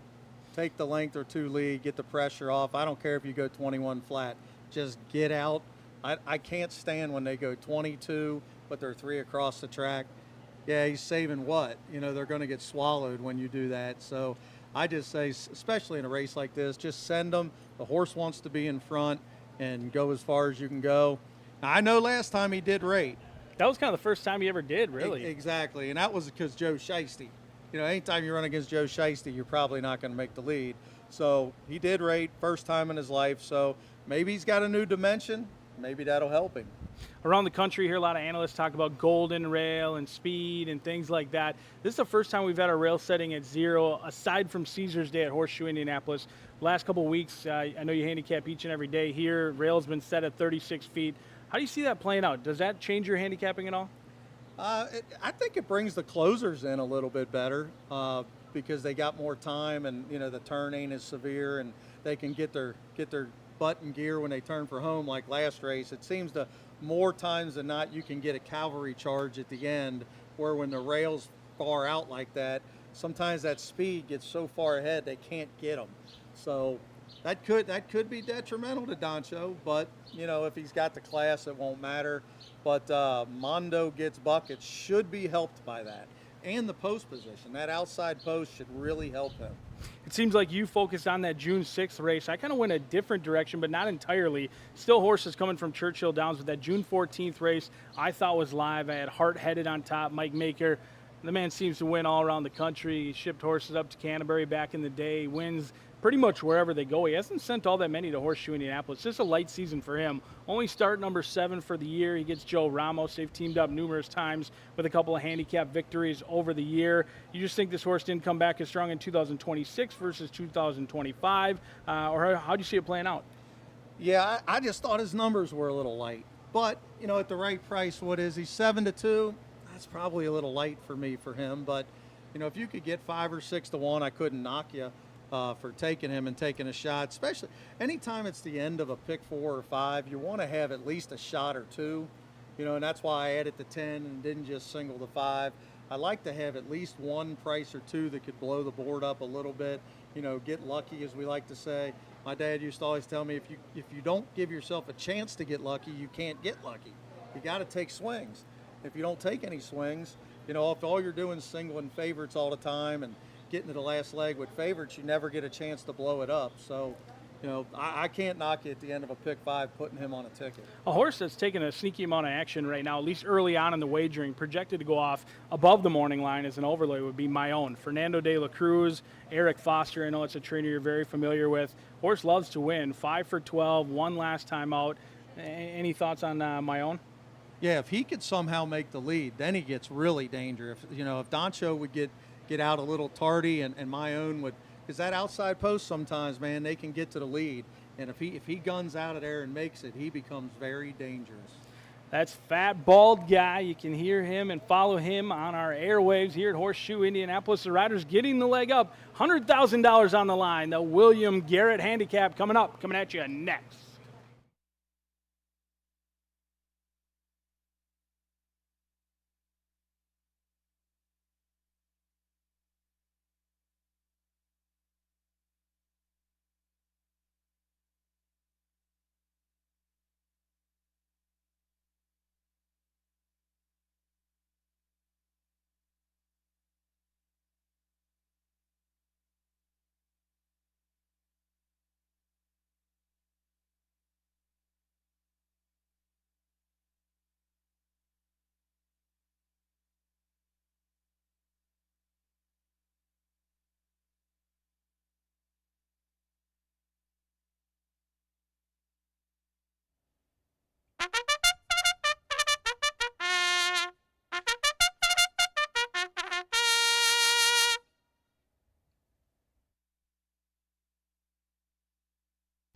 The horses coming onto the track now for the 8th race. The second of our premier races here on the eve of Indiana Derby Day, the William Garrett Handicap. To follow up the Fillies Mares Handicap, won by Big Trouble. Here over the 5 furlongs, a field of 8 this year. Scratch 2, the Exodus Twist, and take out the 7, Devil's Tower. Scratch the 2 and number 7 from the race card.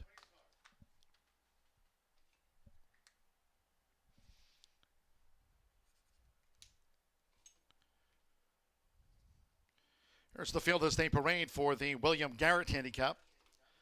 Number 1, oh please, making his first run of the year. Mir Mendoza rides for the ownership of Mockmer Hall Thoroughbreds and trainer Michelle Elliott's Elliott Racing LLC. Scratch the 2. Number 3, he's hard-headed. Joe Ramos with a win on the card, riding here for Mike Maker and owner David Staudacher. Number 4, Balakazoo, Mitchell Murrell, going for a handicap double. Up here for Bob Gorham, rides the 3-time winner, owned by Marion Avgorum, Revocable Trust. Number 5, Doncho with Jaime Torres, trained by Michelle Lovell for Jose Lopez's JAL Racing.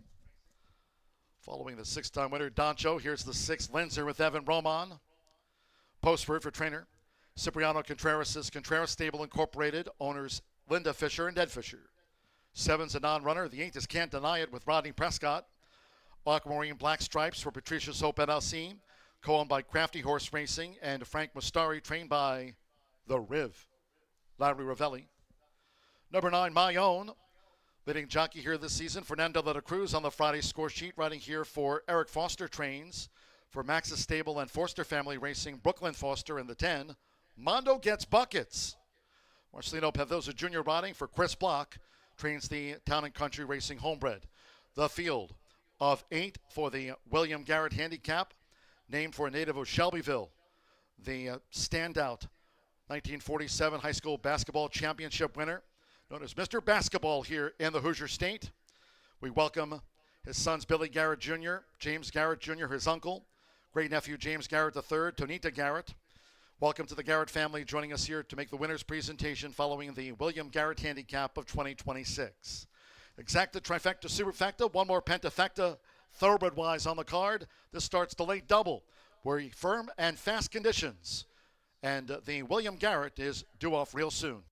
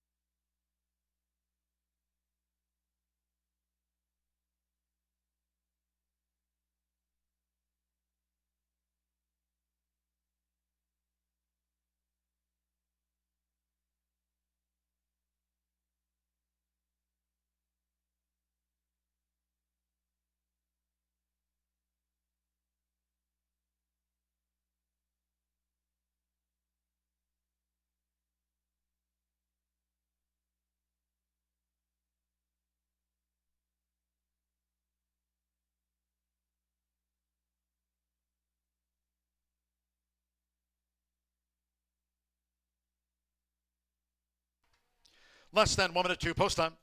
The horses are approaching the starting gate.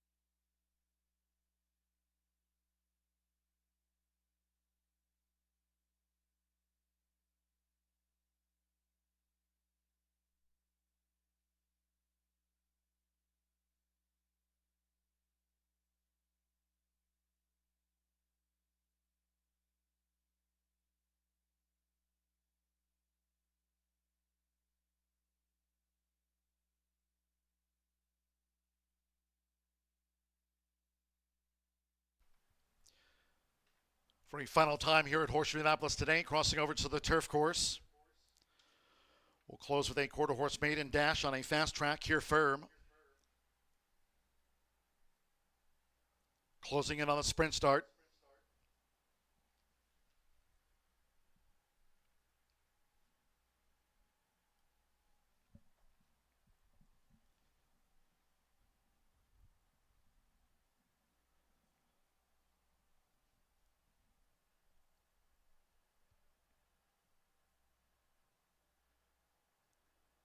The horses have reached the starting gate.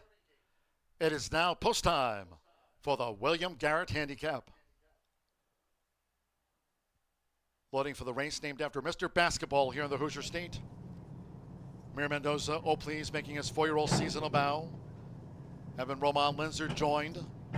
Joe Ramos with Heart Headed, taking his position in the starting gate here at 5 furlongs. Course firm, no portable rail up. Rodney Prescott with Can't Deny It joins the cast. Bala Kazoo would be a handicap double for Mitchell Murrow after Big Trouble's Clarksville win. Fernando de la Cruz with My Own coming up. My Own went in well. That leaves 2 of them back. Third run of the year for Doncho, Jaime Torres for Michelle Lovell and JAL Racing.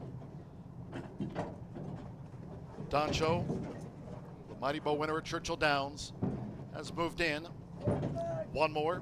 Mondo gets buckets. Marcelino Pendoza Jr. For Chris Block, the Town and Country Racing homebred. Mondo gets buckets. Clarksville win in 55.26, all in line. And they're off in the William Garrett Handicap. And Doncho right into action for Jaime Torres. Doncho to the early lead from Mondo Gets Buckets in the white cap, who pursues Doncho for the run past the half-mile pole. Heart-headed holds the running rail in third. On the outside, My Own is keen. My Own right there in the top 4 for Fernando de la Cruz. Bala Kazoo is running in 5th. Can't Deny It is 6th.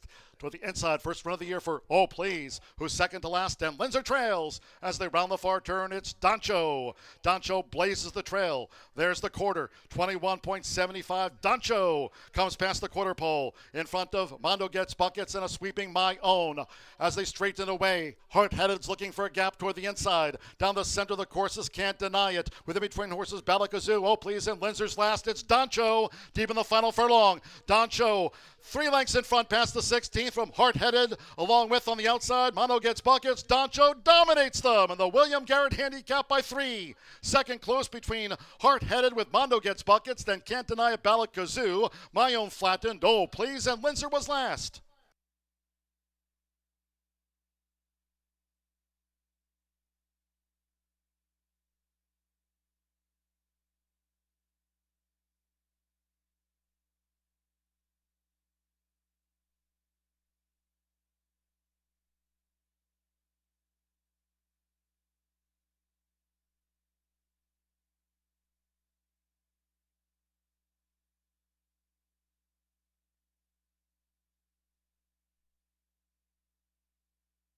$55 flat after the William Garrett. 5 Doncho. Even money first. Third run of the year. Another premier race for Doncho at even money. Second close, that's up to the judges.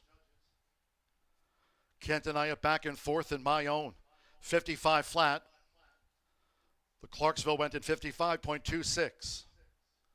Here's Doncho up over the $500,000 career earnings mark. Jaime Torres for Michelle Lovell and JAL Racing. Doncho does it at even money in the William Garrett.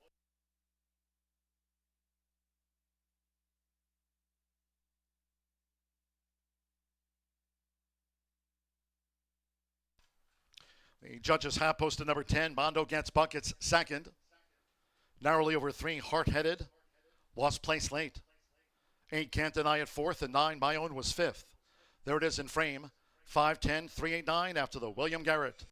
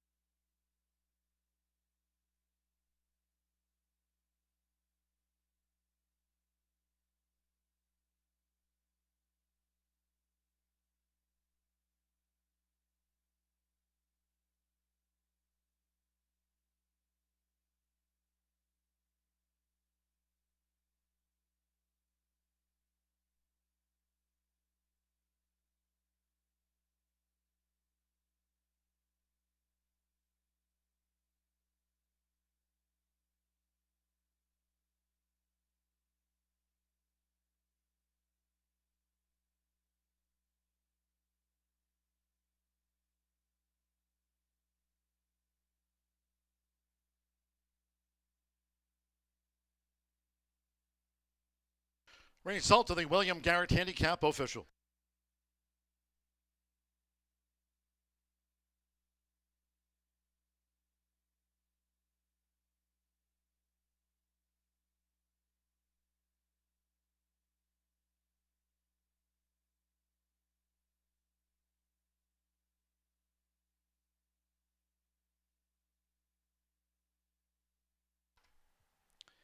Returning to the Murphy Trailer Sales Winners Circle, number 5, Doncho. A worthy winner of the William Garrett with Jaime Torres. Doncho, 5-year-old dark mare brown gelding by Motown. Out of the Henny Hughes mare, Sassy Redhead. There's winning trainer Michelle Lovell. Trains for Jose A. Lopez's JAL Racing. Son of Motown, now over the $500,000 career earnings mark, taking out the William Garrett Handicap of 2026. Horseshoe Indianapolis congratulates the winning connections of Doncho. William Garrett official. 10-cent Pentafecta paid $28.20. My Own was fifth. 5-10 exact, $18.60. The 50-cent trifecta, 5-10-3, $19.60. Superfecta, $8.59. Can't Deny It ran fourth. 2-5, $5 last call Thoroughbred double. After the Clarksville and William Garrett, $32 even. Big trouble to Doncho, the premier double. Pick 3, $6.45. There's Doncho. That's a cool blanket.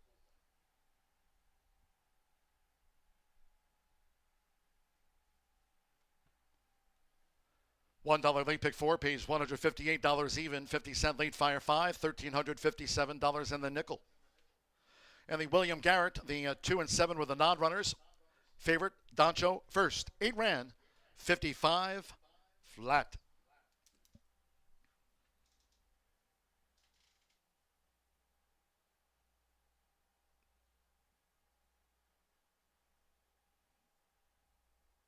On the eve of the Indiana Derby winners presentation after the William Garrett, along with the Garrett family.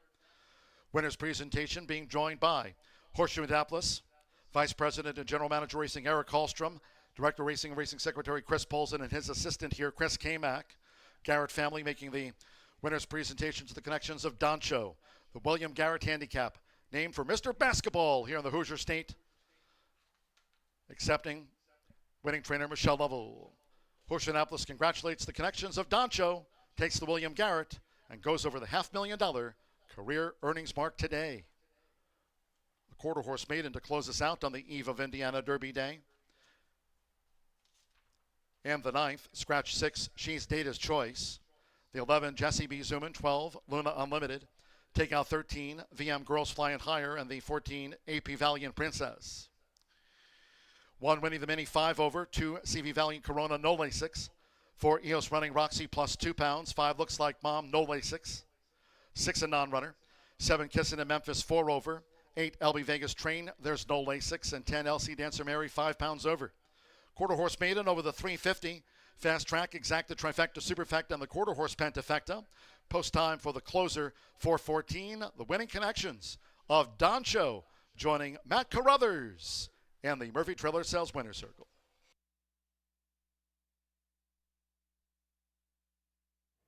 Yeah, Michelle Lovell, winning trainer Doncho, takes the William Garrett right to the front. Was that the plan? A lot of speed in this race and cleared the field, and it was pretty much over.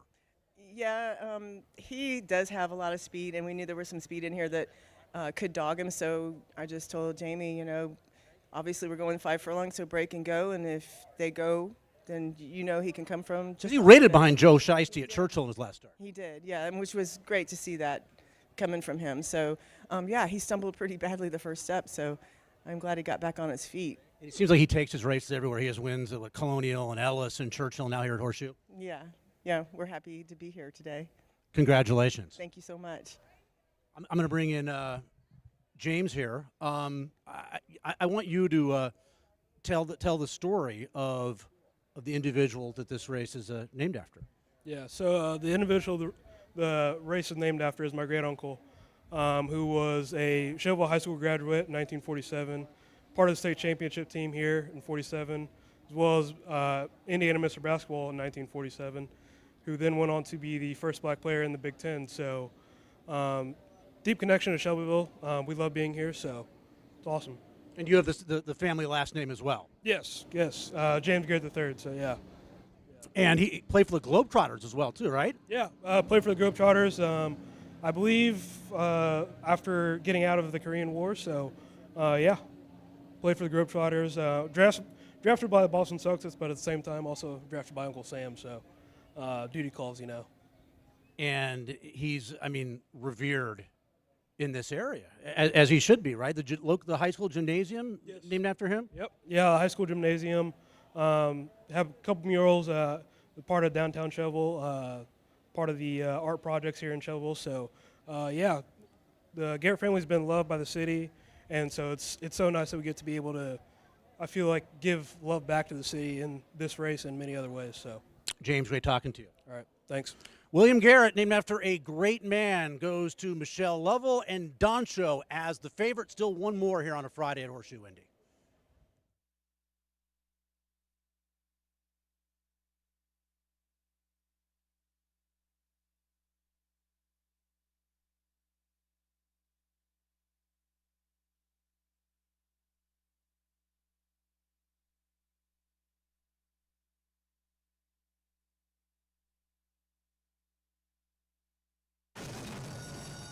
And they're off in the William Garrett Handicap. And Doncho right into action for Jaime Torres. Doncho to the early lead from Mondo Gets Buckets in the white cap, who pursues Doncho for the run past the half-mile pole. Hard-headed holds the running rail in third. On the outside, Mayon is keen. Mayon right there in the top 4 for Fernando de la Cruz. Balakazoo is running in 5th. Can't deny it is 6th. Toward the inside, first run of the year for Oh Please, who's second to last, and Linzer trails as they round the far turn. It's Doncho. Doncho blazes the trail. There's the quarter, 21.75. Doncho comes past the quarter pole in front of Mondo Gets Buckets and a sweeping My Own. As they straighten away, Hard-Headed's looking for a gap toward the inside. Down the center of the courses, can't deny it. With in between horses, Balakazoo, Oh Please, and Linzer's last. It's Doncho deep in the final furlong. Doncho 3 lengths in front past the 16th from Hard-Headed, along with on the outside, Mono gets buckets, Doncho dominates them, and the William Garrett handicap by 3. 20.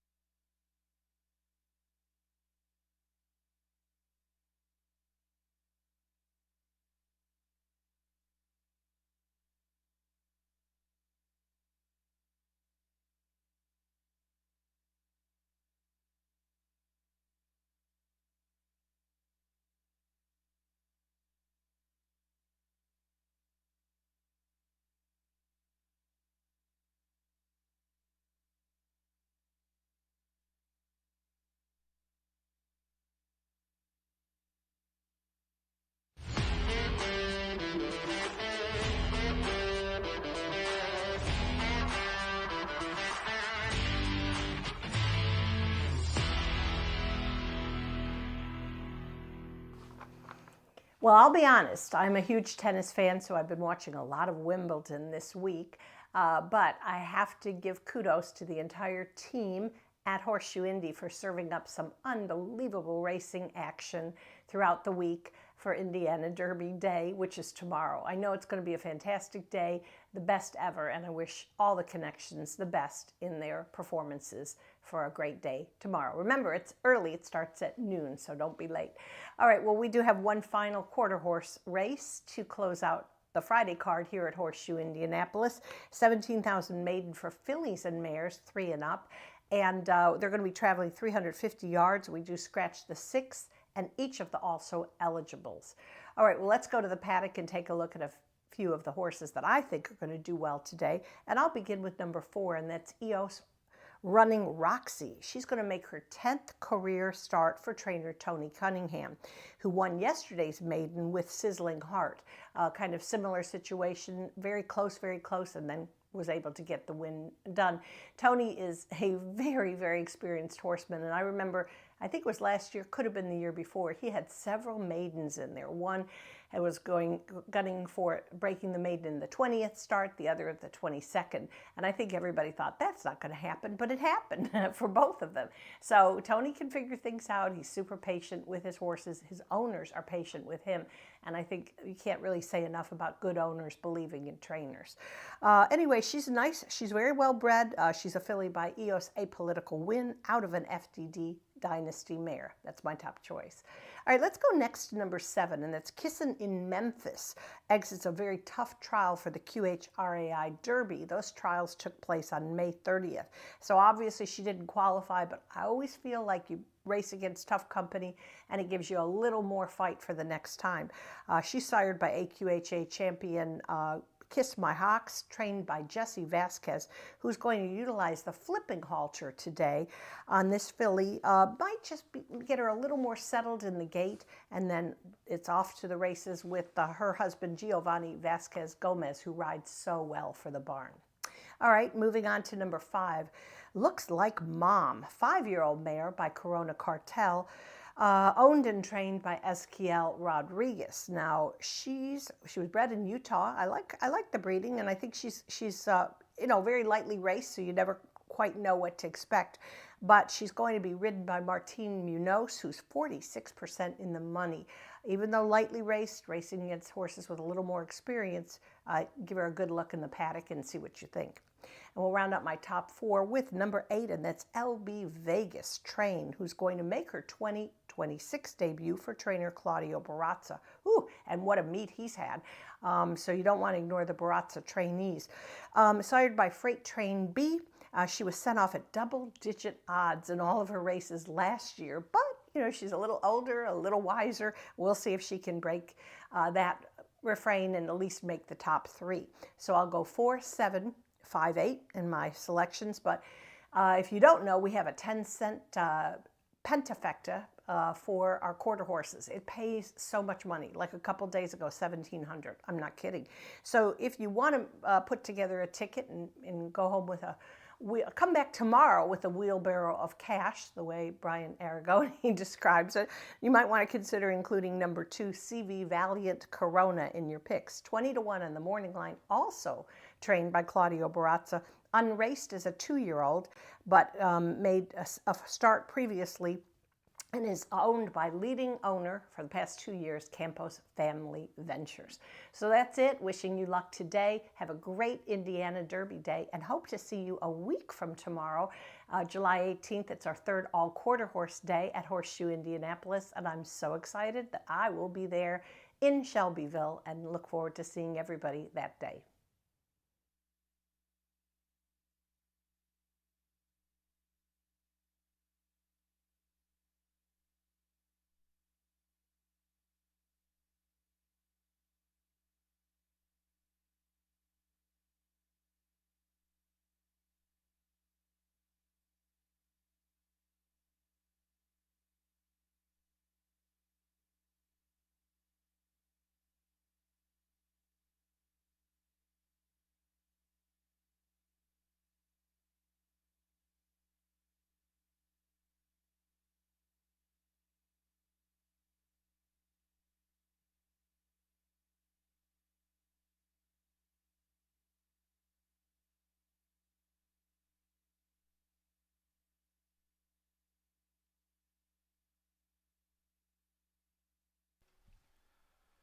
For a final time here at Horseshoe Indianapolis on the eve of Indiana Derby Day.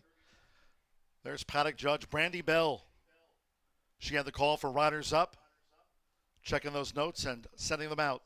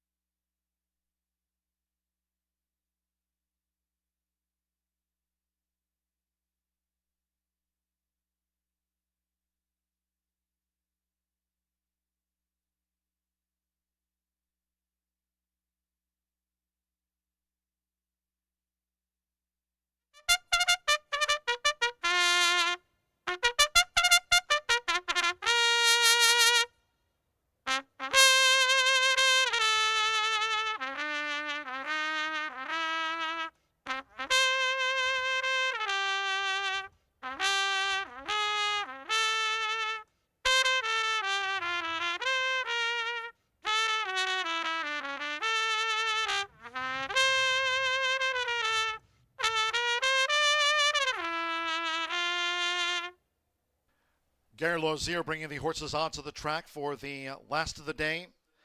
Get some rest, Juno. Tomorrow's a big day. Indiana Derby Day post time, noon. Stepping out here for this quarter horse maiden over the 350. Fast track. Really no wind to speak of here. Scratch 6, she's Data Choice. 11, Jessie B. Zuman. 12, Luna Unlimited. 13, VM Girls Flying Higher. And 14, AP Valiant Princess. Scratch the 6, 11 through the number 14, all out. 1, Winnie the Mini, 5 over. 2, CV Valiant Corona, no Lasix. 4, EOS Running Roxy plus 2 pounds. 5, Looks Like Mom, no Lasix. 7, Kissin' in Memphis, 4 over. 8, LB Vegas Train, no Lasix. Disregard the L there. And the 10, LC Dancer Mary is 5 over. Exacta Trifecta Superfecta and the quarter horse Pentafecta. Only a minute.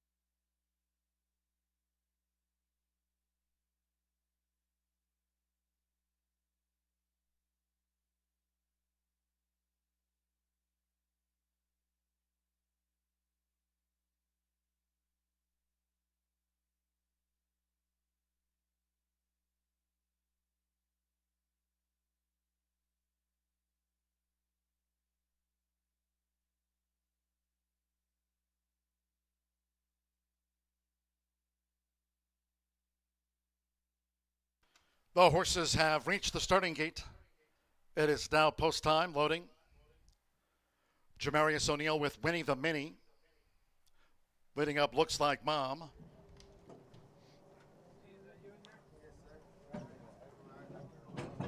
CV Valiant Corona has taken her position within the starting gate here for the maiden. Kissin' in Memphis uses a flipping halter. 90 Moonflash is the blue 3. Eos Running Roxy, Danny Martinez for Tony Cunningham here in the maiden. So with a 350, fast track, no wind. LB Vegas Train, Mackenzie Foos, still out of line. LC Dancer Mary uses a flipping halter up to that outside post. LC Dancer Mary. Francisco Quintero, Mackenzie Foos will be last to move in. Saturday, Indiana's biggest day of racing. Indiana Derby Day, off tomorrow from noon Eastern. Last of the day. Fast, no wind, all in line. Ready. Off in the Friday finale. And EOS Running Roxy tears away. Good start, too, for CV Valiant Corona. 220 yards to go. 90 Moonflash also in the hunt. It's a wave inside the final 110. EOS Running Roxy just out in front in the maiden. A charge on the outside, Kissing in Memphis. And deeper out, LC Dancer Mary. Photo finish. Kissing in Memphis in a photo with EOS Running Roxy. And LC Dancy Mary was next after the 350 yards.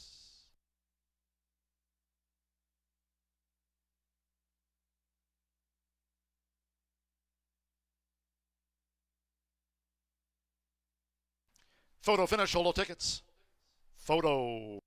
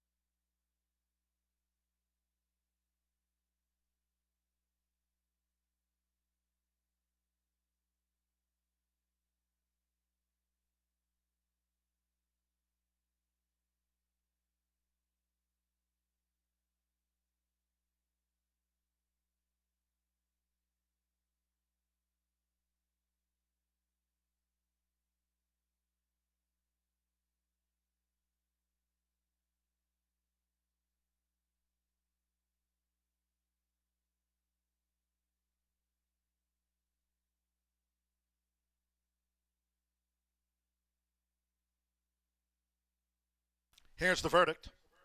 It's gone to Kissing in Memphis. 7-4, 10-3, 1-7. Kissing in Memphis. At even money.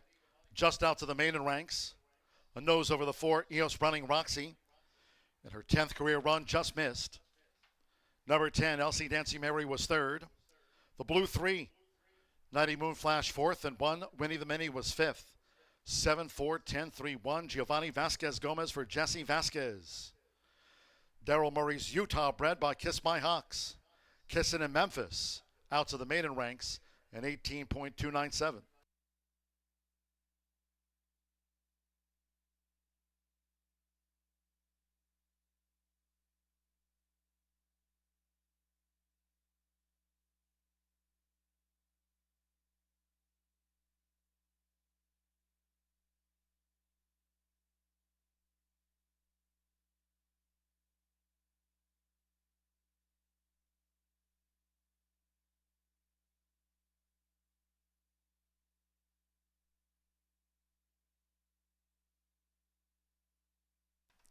Returning to the Murphy Trailer Sales Winner's Circle, number 7, Kissin' in Memphis with Giovanni Vasquez Gomez.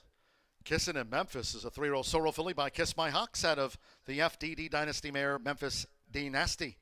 Jesse Vasquez trains her owner Daryl Murray. Horseshoe Indianapolis congratulates the winning connections of Kissin' in Memphis. She's a bridesmaid no more. 18.297.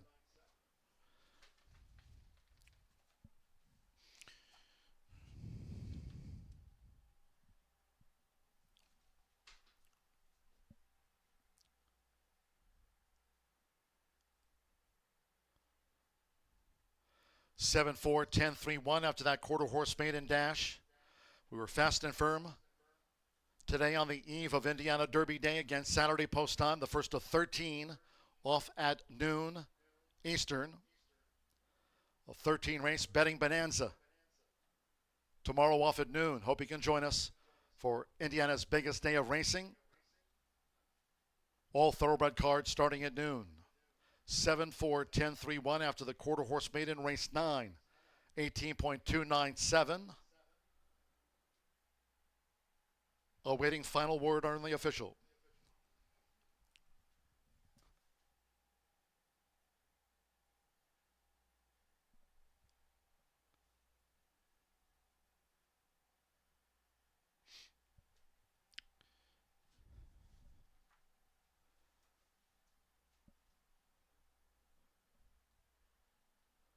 While we await still the judge's confirmation, don't forget you can follow us on socials. We're on X at HS Indy Racing. You can follow me at John G. Dooley on X. Horseshoe Indianapolis also on IG. And subscribe to our YouTube channel. Maybe you're watching us right now. Hello to those, all of our subscribers on YouTube at Horseshoe Indianapolis Racing. 9th race official. 7-4 exacta paid $10.60, 50-cent trifecta, 7-4, $10, $11.70. Final pick 3 of the day, $8.25, 10-cent quarter horse pentafecta, $220. 5-7 late double, $15.60. 90 Moon Flash was 4th. 10-cent superfecta, 7-4, 10-3, paid $16.91. Winning the mini was 5th for the pentafecta, 7-4, 10-3, won $220.40. Fast track no end, 18.297. 18.297 after the maiden. That concludes our live racing program for today on the eve of the Indiana Derby Day tomorrow. As we mentioned often, post time tomorrow, the first of 13 on the Betting Bonanza. Indiana Derby Day Saturday from noon. Until then, for all of us here at Horseshoe Indianapolis, it's been my pleasure today from the broadcast booth. For now, until Indiana Derby Day, track announcer John G. Dooley saying good night.